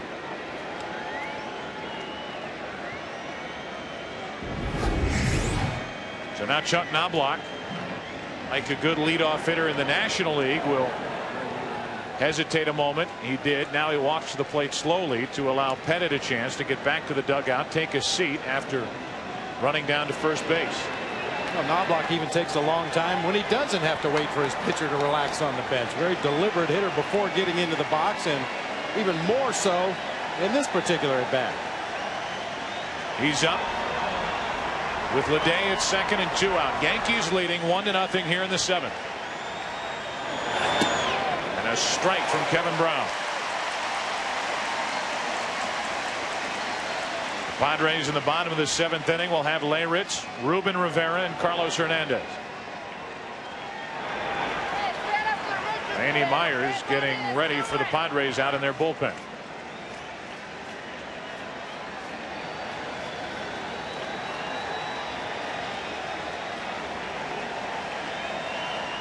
The 0-1. Ball and a strike. Talk about varying arm angles. Brown varies his move to the plate with that last look back towards second, keeping an eye on Leday and not picking up the glove until the last split second.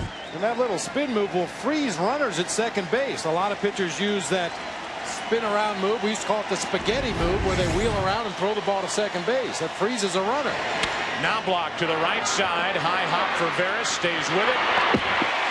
And it gets Knobloch at first. A hesitation on the part of Tim Tushita to make sure Leyritz held on. Time to stretch. Bottom of the 7th. 1-0 New York.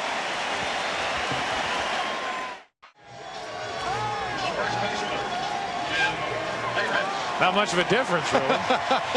Bottom of the 7th inning. It's 1-0. The Yankees out in front.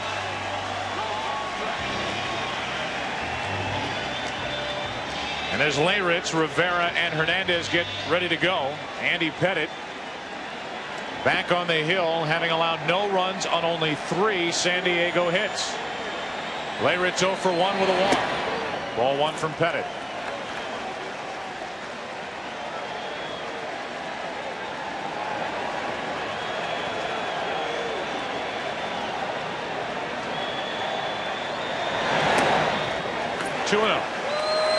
Pettite has worked the Leyritz away in both previous at-bats. Keep in mind that Leyritz has excellent power the other way. 2 of his postseason home runs have been hit to right field. 2 balls and a strike. Including one off a hard-throwing left-hander, Billy Wagner of the Houston Astros at the Astrodome. Off the plate again. Pettite the easy out at first, and Leyritz is 0 for 2 with a walk, and that plate has a few dents in it tonight. The latest Fox Sports World Series coverage, log on to www.foxsports.com. Sponsored by Qualcomm. You know, in games that Kevin Brown starts here at Qualcomm Stadium, the grounds crew softens up the area in front of home plate. They rake that dirt, they water it repeatedly because Brown throws the sinker, gets a lot of ground balls. That helps slow those grounders down. A lot of the balls, however, have been hit right off of home plate, and you cannot soften home plate. Andy Pettit loves the dirt around home plate because it's helping him too. Rivera down the right field line. Fair ball and up against the wall. Ruben Rivera has a double.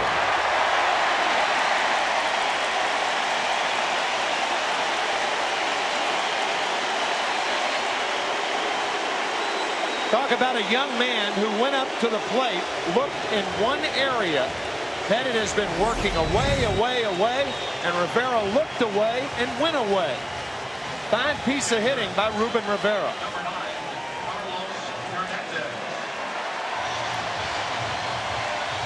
So the tying run in scoring position with 1 out. Thanks to this from Ruben Rivera.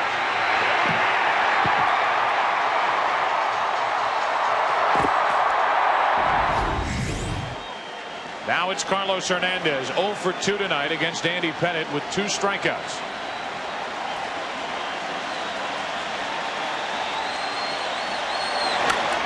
Up the middle for Pettit. They have Rivera hung up between second and third. The tag by Brosius. Hernandez remains at first, 2 out. And we have talked about Andy Pettit fielding his position. The last couple of chances he has fielded his position very well, and that pays off here in the 7th. Bad base running by Ruben Rivera. You're in scoring position. You've got to make the ball go through. Hung out to dry. As a base runner at second base, they tell you a ball hit to your left, you advance, a ball hit to your right, you freeze. The wild card is that ball hit back to the mound when the pitcher makes a good play. Rivera reacted immediately to a ball hit to his left. Pettit made the nice play. They had the youngster hung up out there. Now a check on Carlos Hernandez. The fielder's choice off the bat of Hernandez. Score at 1-4-5 on the out and the tag by Brosius.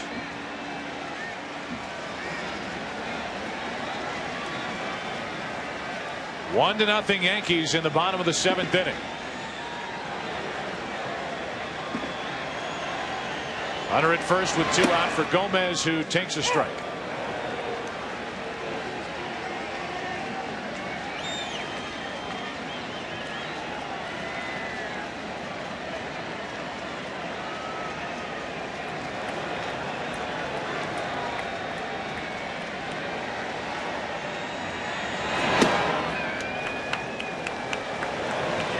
One ball, 1 strike.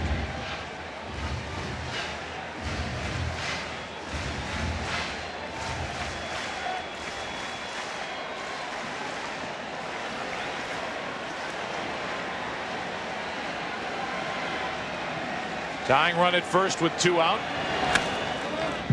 Strike 2 on Gomez. You think about what this organization, the Padres, are thinking about. Not only this World Series and not only trying to stave off the 4-game sweep here tonight, they're also thinking about the November 3rd ballot in Proposition C,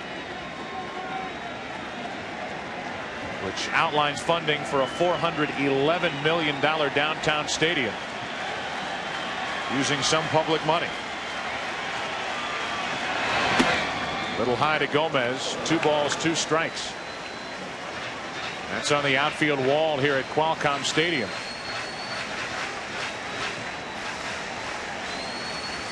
Well, this stadium is packed with 65,000 anxious fans, wondering if they will get an opportunity to come back here tomorrow night.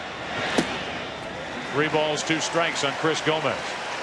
Talk to people about Proposition C. They'll tell you it's around 50-50 as to whether it'll pass.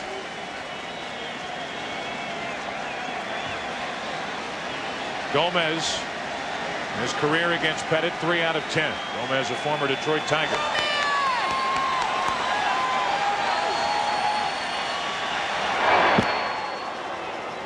That's very interesting. Most first basemen would be behind the runner at first base with a 3-2 count. Joe Torre's thinking right here is if a ball's hit into the gap, you keep Carlos Hernandez as close as possible, particularly with Pettit's move.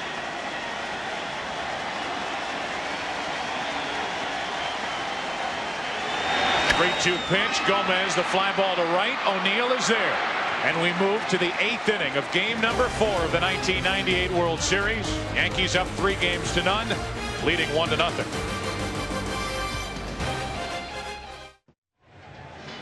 Kevin Brown back to the mound as we move to the 8th inning here in game 4. Yankees leading 1-0. And the numbers for Kevin Brown: 7 innings.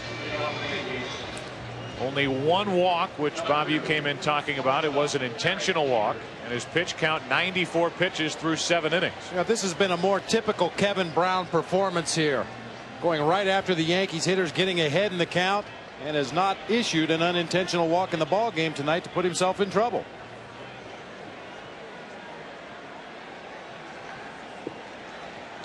Here's Derek Jeter, the 2, 3, and 4 hitters for the Yankees, who are getting closer and closer to their 24th World Championship, as Joey Hamilton, the right-hander, and Randy Myers, a lefty, get ready for the Padres out in their bullpen. It's a 1-run game. The Yankees up 1-0, 8th inning, and Jeter takes ball 1.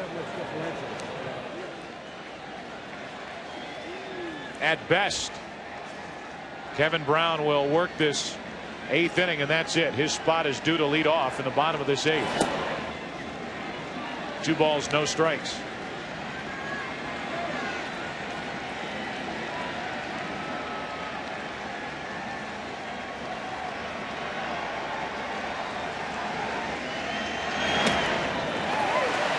Two and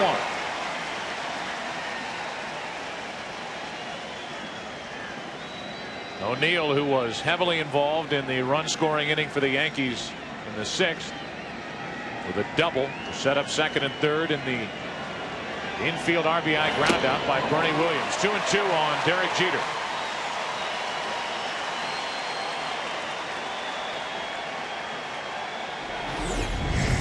After a sinking fastball on the outside corner, comes back with the 4-seam fastball at the belt right down the heart of the plate.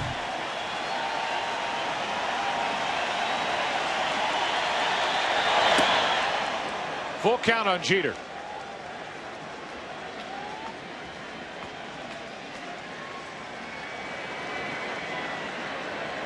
Who's on the bench for the Yankees? Switch hitters: Davis, Posada, Raines. Right-handed hitters: Bush, Curtis, Spencer, and Luis Sojo. The 3-2 pitch. A leadoff walk from Kevin Brown. So we open the inning talking about walks on the part of Kevin Brown. That is his first unintentional walk of the night. Dave Stewart will pay a visit to Kevin Brown.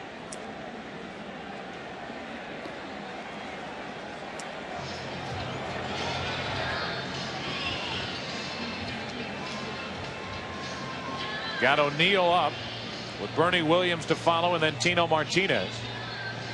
This is the spot in the order in which Bruce Bochy last night went to the left-hander to start the 8th inning. Randy Myers, he issued a leadoff walk to O'Neill and then was relieved by Trevor Hoffman, who followed with an out, a walk, and gave up a 3-run homer. So as Stewart heads back to the dugout, O'Neill gets ready to hit. We'll tell you that if there is no baseball, then this Sunday kicks off Halloween Screams Week on Fox with an all-new World's Funniest and a big new Simpsons Halloween special, plus an all-new That 70s Show, followed by the X-Files. It all starts Sunday at 7 Eastern, 6 Central, right here on Fox. There's not a Game 7 of the World Series on Sunday. Here's Paul O'Neill. 1 for 3 with that big double in the 6th. Ball 1 low.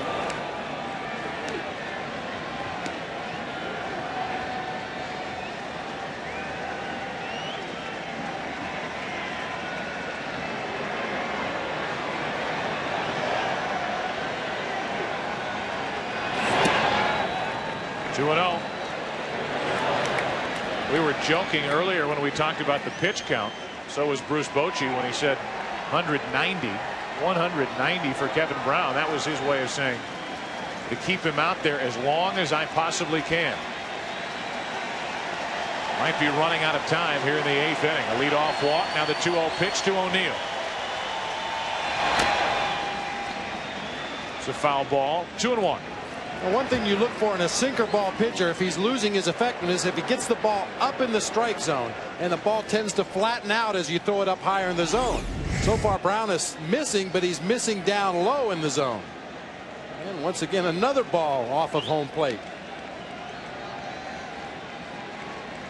You normally do not see Paul O'Neill swing at a 2-0 pitch that's on the outside corner. Again, the hit and run, a very viable alternative for Joe Torre. Speed on the bases and a contact hitter. Not moving is Jeter. Ball 3. 3-1 on O'Neill.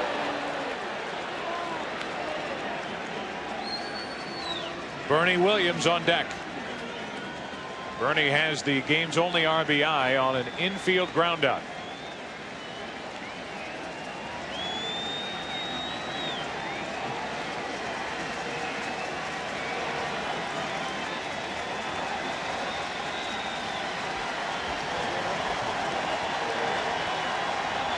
Check on Jeter.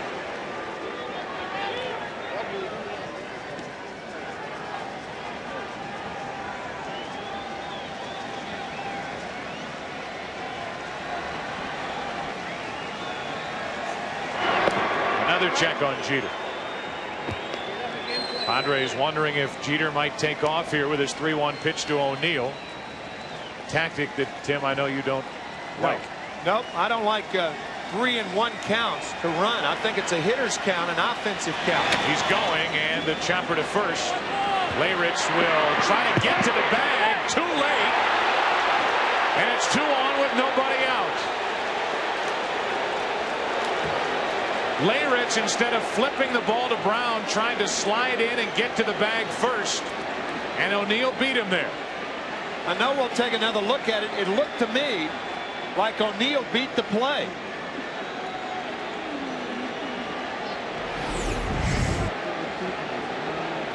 Jeter on the move. Paul O'Neill swings once again at a pitch he probably would not chase in a 3-1 count. Leyritz chooses to try to win the foot race to first base, and bang bang. Bang bang is right. Wow. Looks safe to me. Well, they better keep an eye on Kevin Brown, or he may not stay in this ball game. He's going toe-to-toe right now with second base umpire Jerry Crawford, as Bruce Bochy argues with the first base umpire Tim Tashida.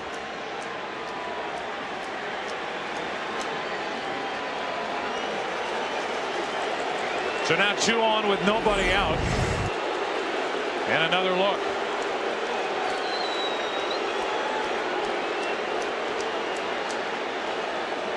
Joe, I think you're right. If he flips the ball, then you don't have this problem.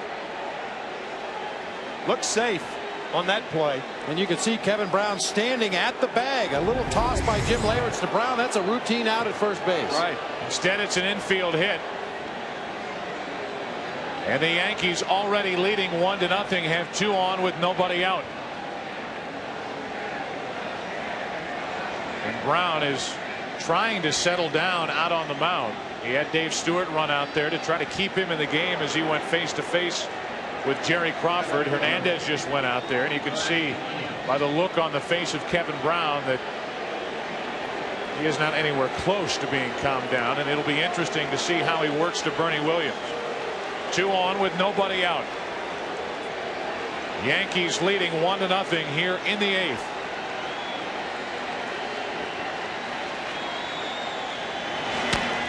And the chopper to the third baseman Caminiti. His throw in time, and it's second and third, 1 out.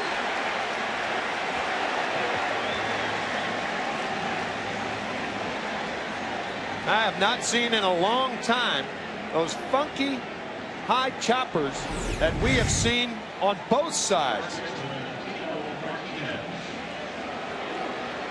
Caminiti had to wait. That ball was lost in the lights momentarily. He held back until the ball got into a position where he could pick it up. And the super shot, you can see him making that strong throw with the seams across the infield to get Bernie Williams. Now with Tino Martinez at the plate, first base open. This is the second intentional pass being given to Tino Martinez tonight. He's 1 for 2 with a single and now 2 intentional walks. This will load the bases with 1 out, and Scott Brosius will be the hitter. Yankees have the bases loaded at 1 out without getting a ball out of the infield in this inning. And here's Brosius, hitting .370 in this postseason. Tonight he's 0 for 3 in the World Series, 7 out of 16. Bruce Bochy with the infield in and 1 out, thinking that Brosius runs too fast to play the infield and double play depth. So many hitters are beating that ball into the dirt too. Brown still with a good sinker. Broken bat flare over the head of Gomez. In to score is Jeter. They will hold O'Neill at third, and it's 2-0 Yankees in the 8th. Well, if you play the infield and double play depth, there is a chance that Chris Gomez could have made that play. By bringing the infield in, no chance. The little flare that hit the infield dirt, and Brosius drives in another run. This jam badly, breaks his bat, but you can see from where Chris Gomez was initially positioned, no chance to get back on that little floater.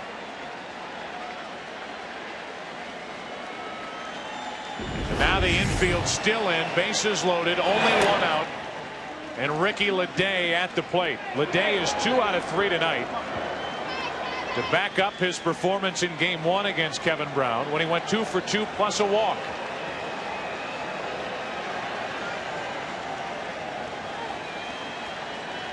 Leday may have the opportunity here to bust this game wide open.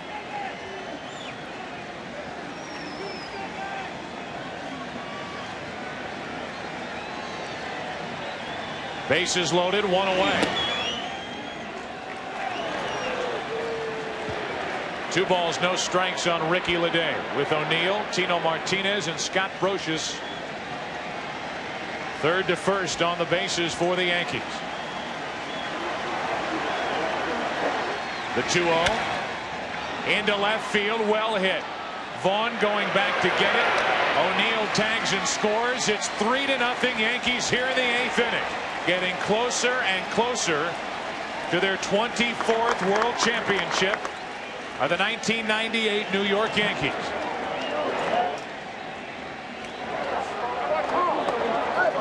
And for all that we've said about Scott Brosius and the unlikely hero, not too far behind him is Ricky Leday.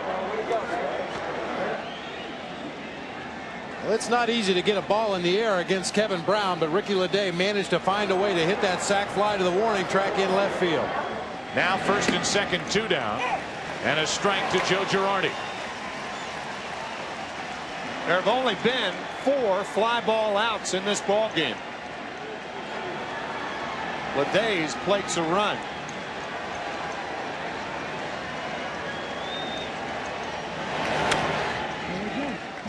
That's strike 2 on Girardi, and again Kevin Brown due to lead off in the bottom of the 8th inning, so this will be it.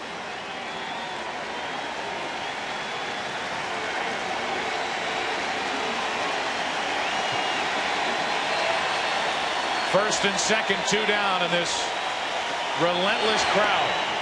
What a play by Carlos Hernandez. Incredible as this relentless crowd tries to rally support for Kevin Brown. How about that pickup by Hernandez? You're not supposed to block these balls. This is way over in the left-handed batter's box. Somehow finds a way to get the glove out there in front of it. Can't get the body over there, but did get the glove in good position. 2 heroes for the Yankees, Brosius and Leday. As Brown barely misses with ball 2, 2-2.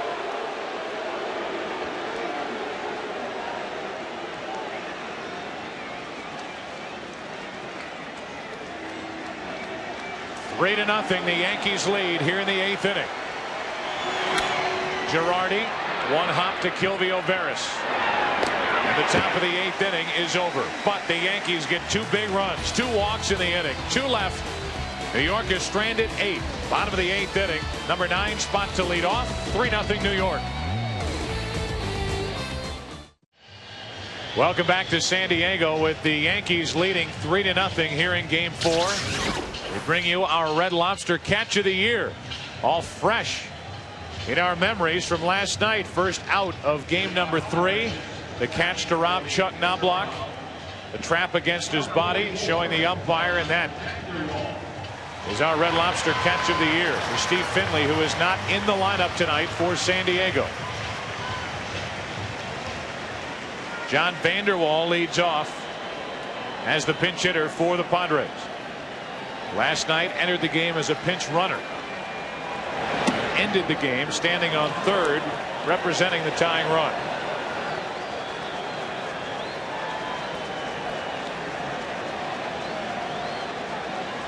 So Bruce Bochy goes to the left-handed pinch hitter against Andy Pettit. And Vanderwall pops it into center. Bernie Williams is there, 1 away here in the bottom of the 8th.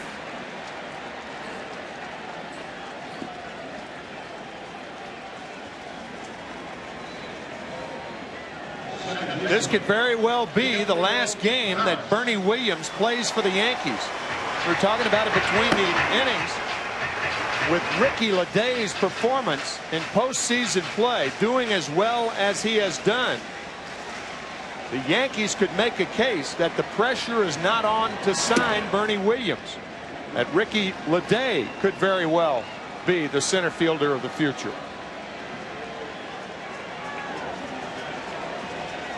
Gilvio Veras at the plate, 0 for 3. 2 balls, no strikes from Andy Pettit.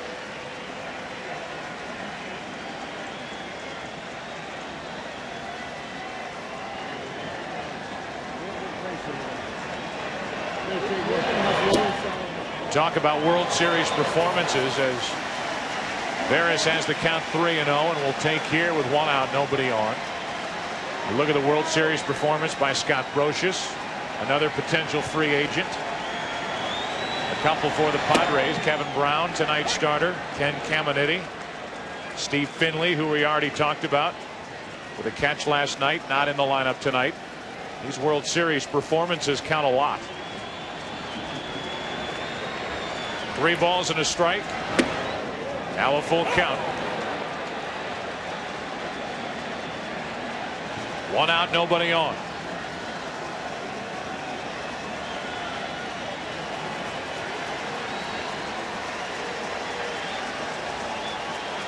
The 3-2 to Gilvio Veras.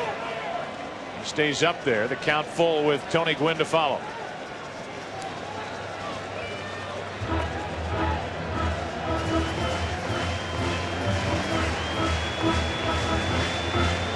Time running out on the Padres to try to force a Game 5 tomorrow night. The Yankees have scored 3 runs on 8 hits.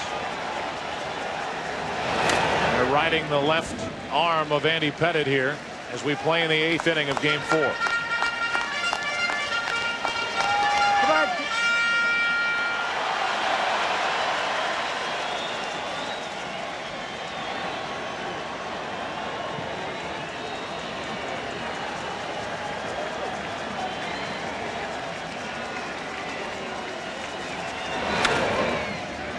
Three consecutive fouls on the part of Veras, and it stays 3-2. Got to look at Jeff Nelson warming up. I think he is warming up for Greg Vaughn. If Veras and Gwynn both get on, I think you'll see Nelson in the game. Again, the 3-2 pitch. A 1-out walk to put Veras aboard here in the 8th. Tony Gwynn walks in. Here are his thoughts on if this series should end here tonight. If it should end tonight, it's been a heck of a year. No question about it. Our goal was to get here and win it, and if we end up getting beat tonight, I can't be that disappointed. I mean, I can't say it yet, but the Yankees have a great club, and really offensively, that's about as balanced a club as I've seen in my career. performance coming from Tony Gwynn, one of the most accomplished hitters, who's playing in his 17th season in the big leagues. 1 on, 1 out for Gwynn.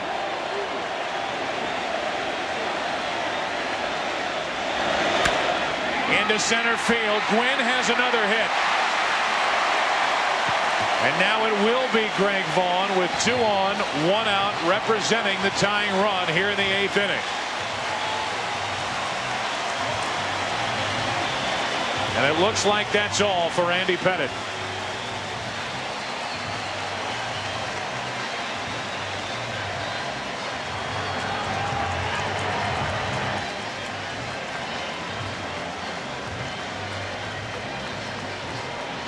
Nelson enters. Tony Gwynn is now 8 out of 14 in this World Series. We'll be back.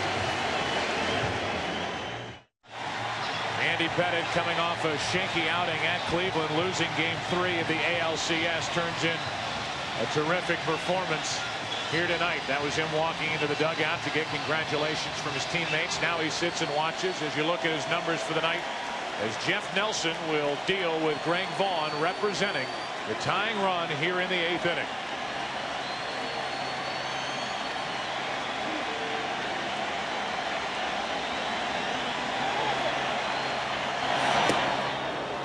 Strike 1. Nelson's numbers in the postseason this year, very, very nasty on right-handed hitters, as you might imagine, with that sidearm delivery.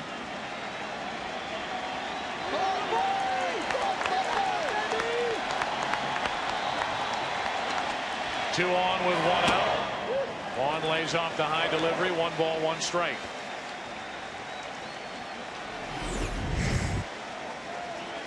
Look at Jeff Nelson's delivery. Throws that frisbee-like slider out of this sidearm slot.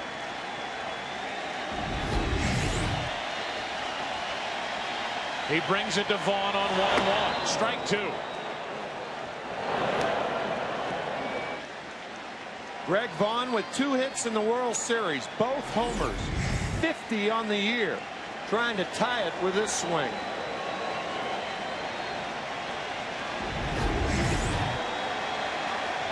A ball and 2 strikes on Vaughn. The tying run at the plate for the Padres here in the 8th. Too far outside, 2-2.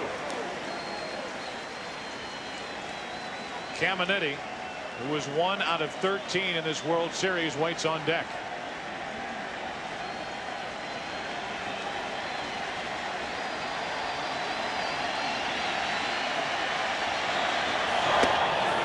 Two gone. Vaughn strikes out. Nelson comes out of the bullpen and strikes out Greg Vaughn for the 2nd out here in the 8th.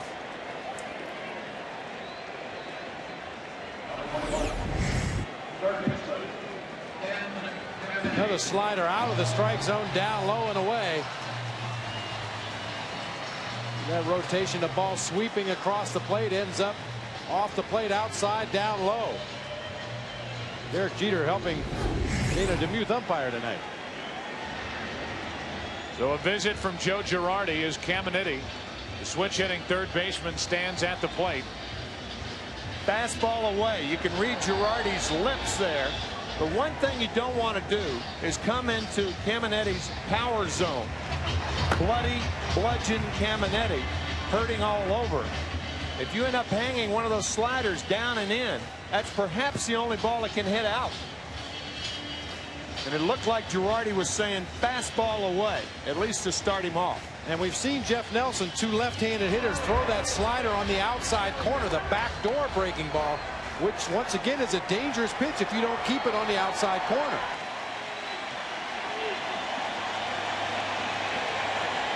Caminiti with 2 on, 2 out, 3-0 Yankees in the 8th. Up for ball 1.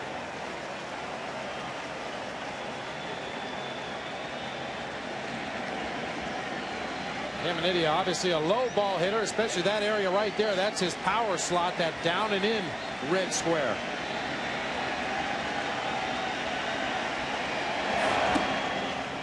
Low and away, 2-0.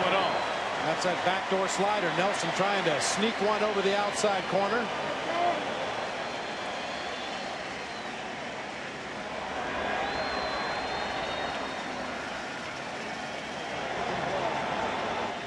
And another visit from Joe Girardi. Yeah, Girardi wants to make sure.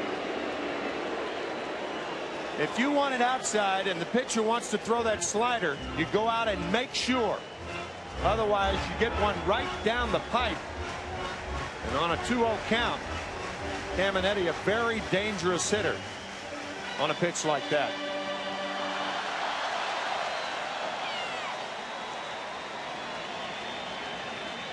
And now here comes Joe Torre.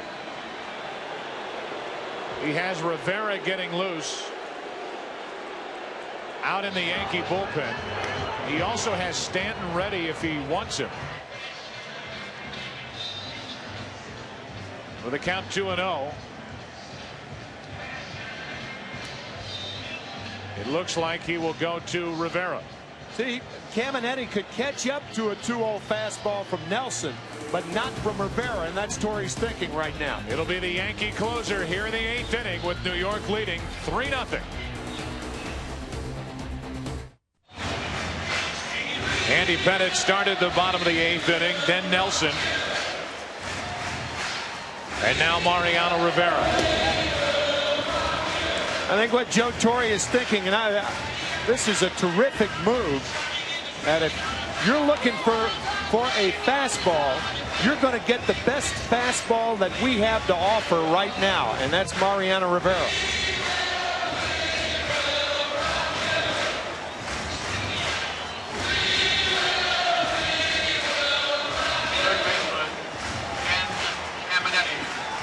Ken Caminetti is announced for the 2nd time. They already announced him once. He has a 2-0 count. He gets announced again and facing an untouchable, so to speak, lowest career postseason ERA, 0.53 for Mariano Rivera. Caminetti rips one into right field, a base hit.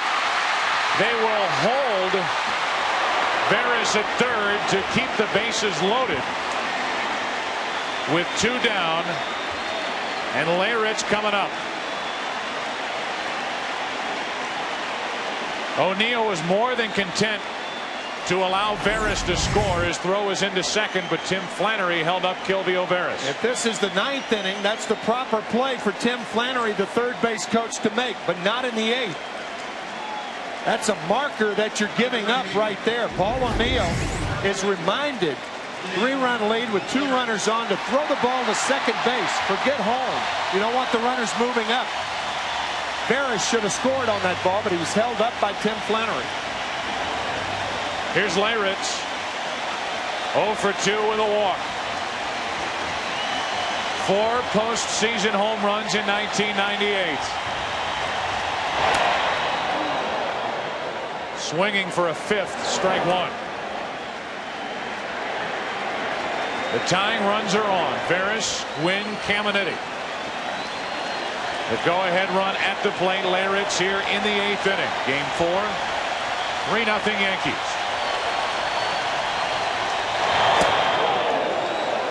1 ball, 1 strike.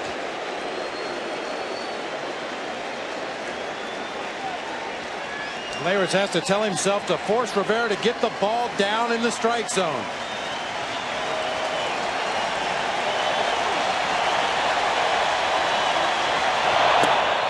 Inside corner, strike 2, and Leyritz did not agree.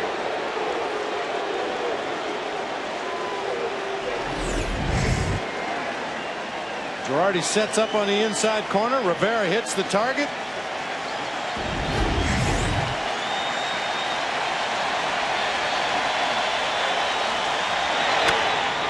Into center field for Bernie Williams. The basket catch to end the 8th inning. And the Yankees all of a sudden are 3 outs away from the World Championship here in 1998. After 8, they lead 3-0. High above here in San Diego, the Goodyear Blimp Eagle has been providing aerial pictures all night. As Rivera leads off at the controls, pilot Nick Larry. 1998, the 100th anniversary of Goodyear, and the 73rd for its blimp fleet as Dan Maselli takes over. As Mariano Rivera at the plate, obviously a good athlete. See that swing and the count, 1 ball, 1 strike. We thank Goodyear for helping us out with our coverage throughout this World Series.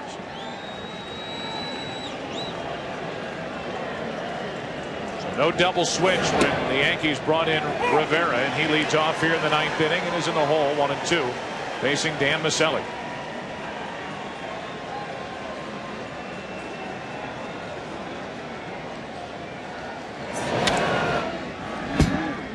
I think the reason that Joe Torre did not employ the double switch was that Joe Girardi was calling a shutout, and the shutout takes priority over the fact that Mariano Rivera has to hit for himself. How about this? 2 straight games that Rivera's batted. A pop-up on the right side. Gilvio Veras there, 1 away. Mariano Rivera taken care of here to start the 9th inning. And you start to think about this 1998 New York Yankees team and where they rank in baseball history. American League record 114 victories during the regular season. They are striving for their 125th. If you include the postseason, to go along with just 50 losses for the baseball season in 1998. It is extremely difficult to compare teams from different eras. Nearly impossible. You always hear comparisons of teams these days to the 27 Yankees. And years from now, when, as is typical with baseball arguments, the debate rages about which team is best in baseball history, the 1998 Yankees will have to be mentioned. Up the middle, the shortstop Gomez to his left can't get it, and Knobloch is on with 1 out here in the 9th inning.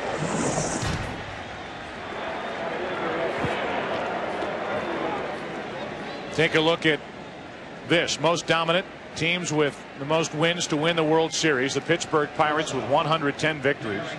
1909. The New York Yankees 1927. Murderers Row 110 victories. You go down that list. 1986 New York Mets 108 victories.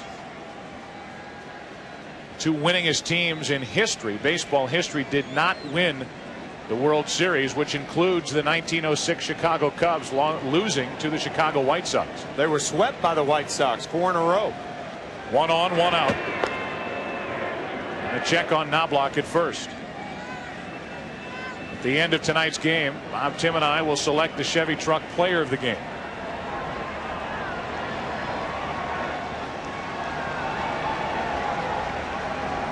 One on, 1 out for Derek Jeter. Yankees already leading 3-0, and Jeter takes a strike 0-1.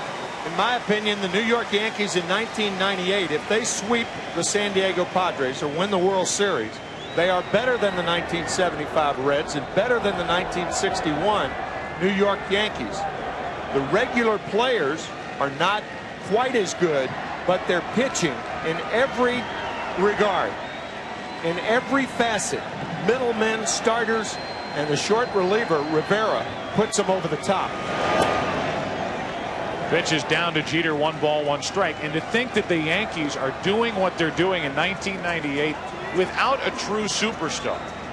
They don't have the one guy, the mega star. They do it as a group. They did it during the regular season as a 25-man roster and got production from every one of those 25 men. We bring up the 75-76 Reds and the 61 Yankees because there are a lot of people who think that they are better than this year's edition of the Yankees. But the pitching, and I think the regular players were. You look at Joe Morgan, Pete Rose with the Reds, Tony Perez, Johnny Bench. Strike 2 on Derek Jeter. Great players. Great players. But they're pitching not even close to this club. Not close. The same with the 61 Yankees. A good pitching staff. Roger Maris, 61 home runs. Mickey Mantle, 54 that year. I think they had 6 players with over 20 home runs that year. 240 as a club. But the pitching, in my opinion, takes the 98 version of the Yankees over the top. 1 on, 1 out. Jeter fouls it away. Bob Brenly has been dispatched down to the clubhouse area for the possible post-game celebration. Padres have 3 outs remaining in the bottom of this 9th inning, trailing 3 games to none. 3 3-0 here in the 9th inning. 1 on, 1 out for Jeter. Chip Caray, Steve Lyons also standing by as Maselli tries to finish off Derek Jeter. The Yankees are playing an outstanding team here tonight and in this series. But when you start to look at what the Yankees did against the lesser teams in the American League this year, the mark of a truly dominating team. You see they went 11-1 against Tampa Bay. They went 10-0 against Kansas City, 8-3 against Detroit, 7-4 against Minnesota. Sandy Koufax in his career was 17-2 against the Mets. Just to go along those lines, when the Mets were struggling, Sandy Koufax dominated the New York Mets. The struggling teams in the American League this year were overmatched more times than not by this version of the Yankees. Knobloch is running as Jeter flies to center for the second out here in the top of the 9th inning.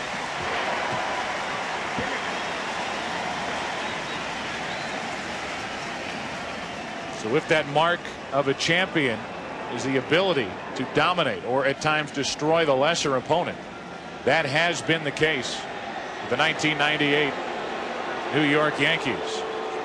Randy Myers trots in from the San Diego bullpen. He'll take over here in the 9th inning with the Yankees leading 3-0. Randy Myers is set to go. He has struggled in this postseason. 6 games with an ERA of 13.5. Last night came on in Game 3 with his Padres down 2-0, leading by a run, and issued a leadoff walk to the left-handed batter Paul O'Neill. Before the inning was over, the Yankees had a 3-run home run from Scott Brosius and a 2-run lead.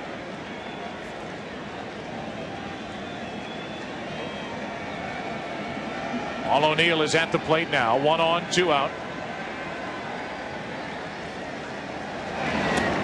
And a ball from Randy Myers. Just to finish off what we were talking about before the break. It is impossible in my mind to compare the 1998 Yankees definitively with the 1927 Yankees, because it was a different game in that era.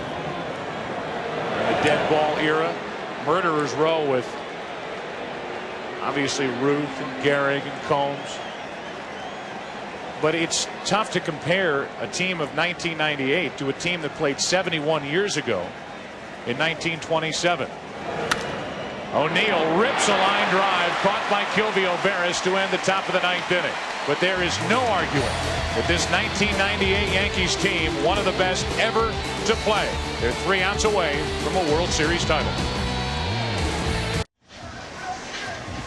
Bruce Bochy on your left, Joe Torre on your right. The 2 managers as we prepare for the bottom of the 9th inning here in Game 4. The Yankees leading 3-0 and leading this game 3-0. 2 classy individuals. And 2 more. Tony Gwynn still rooting for his team over on the dugout bench, as Ruben Rivera will lead off against his cousin Mariano Rivera. We would like to thank Bruce Bochy and Joe Torre for their help during this series. Jim Leyritz and the Padres hope for a rally against one of the game's best closers, Mariano Rivera. Ruben Rivera fouls the first one away for strike 1. The New York Yankees are 3 outs away from their 24th World Championship.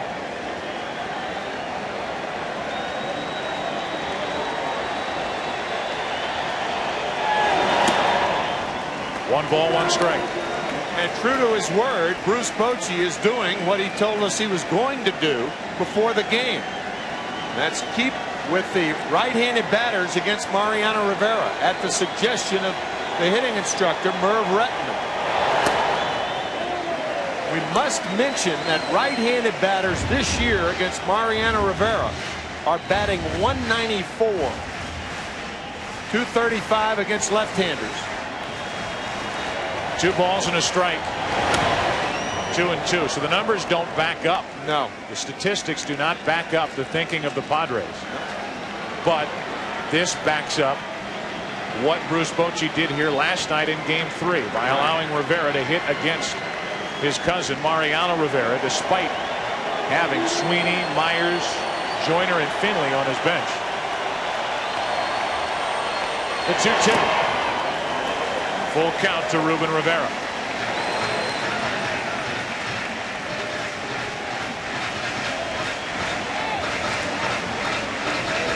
Ruben Rivera tonight. 3 of the better swings that the Padres have taken. A single back in the second. Grounded out in the fourth. Robbed on a play by Derek Jeter to his left. Doubled back in the seventh. The 3-2 pitch. Rivera up the middle. A leadoff base hit.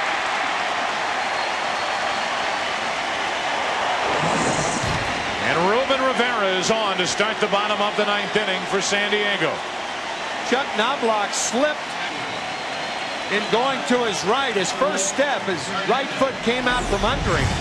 I don't think he would have had a chance on the ball. It was hit too hard.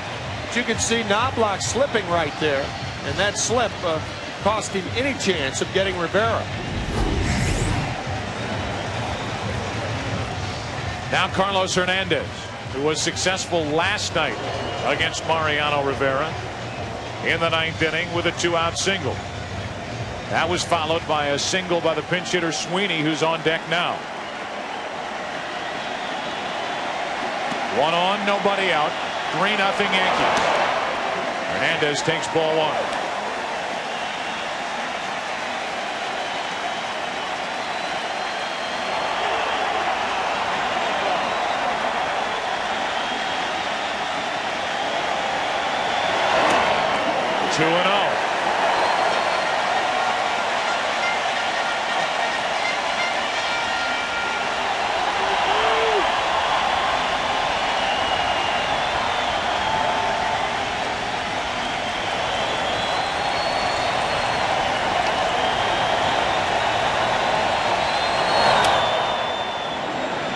Swinging on 2-0, fouls it away. 2 balls and a strike. Should the Yankees win, we'll have the American General World Series post-game show.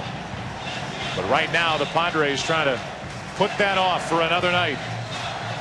As Hernandez waits at the plate, 2-1 after this foul ball. A 2-run home run does not help the Padres. In my opinion, Hernandez had to be taking that pitch.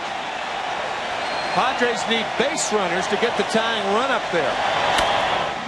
Ground ball to Jeter. The flick for 1 on to first. A double play. 6-4-3, and the Yankees are 1 out away.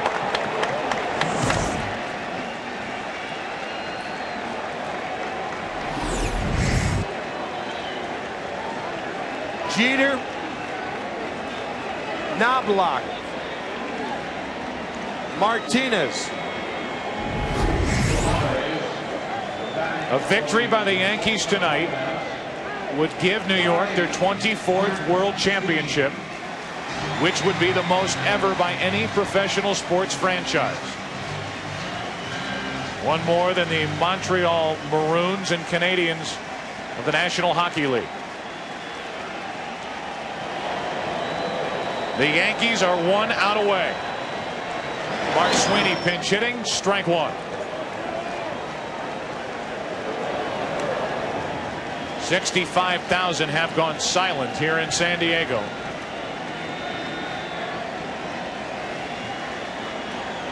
As Sweeney is at the plate with an 0-1 count.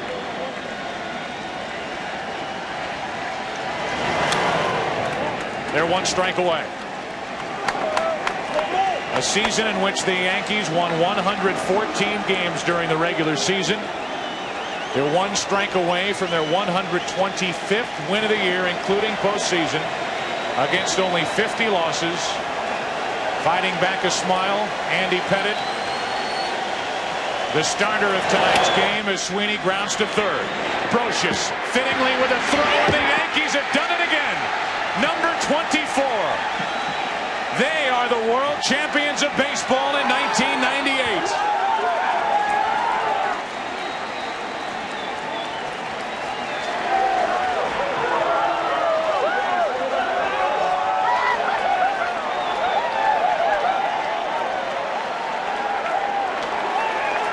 Joe Torre with another world championship in his third season at the controls of the New York Yankees. He won it in '96. He wins it here in 1998. He won the last 4 from the Atlanta Braves and all 4 from the San Diego Padres. 8 straight. It has been an emotional ride for these Yankees. Never tested during the regular season. Tested a bit in the American League Championship Series by the Cleveland Indians, and a clean 4-game sweep of the San Diego Padres here in the World Series. Not only are they smiling on the field, the Yankees that is, but from ear to ear you could just feel Darryl Strawberry smiling, convalescing at home. With thoughts of Darryl Strawberry throughout this postseason and everything that he has been through. Honored by former teammate Jim Leyritz of the Padres. The Padres are in the dugout right now watching the celebration of the New York Yankees as they have captured their 24th World Championship. A 125-win season, including the postseason. And in total, only 50 losses. Andy Pettit was the starter and winner here in game number 4. He gets the victory. 2-1 in this postseason. Kevin Brown suffers the loss. And Mariano Rivera gets his 6th save of the postseason to wrap up the 1998 World Series. We'll take a break. We invite you to stay tuned for the American General World Series post-game show. The Yankees have done it. They have finished what they started. A 4-game sweep over the San Diego Padres here in the 1998 World Series. We'll be back with more right after this.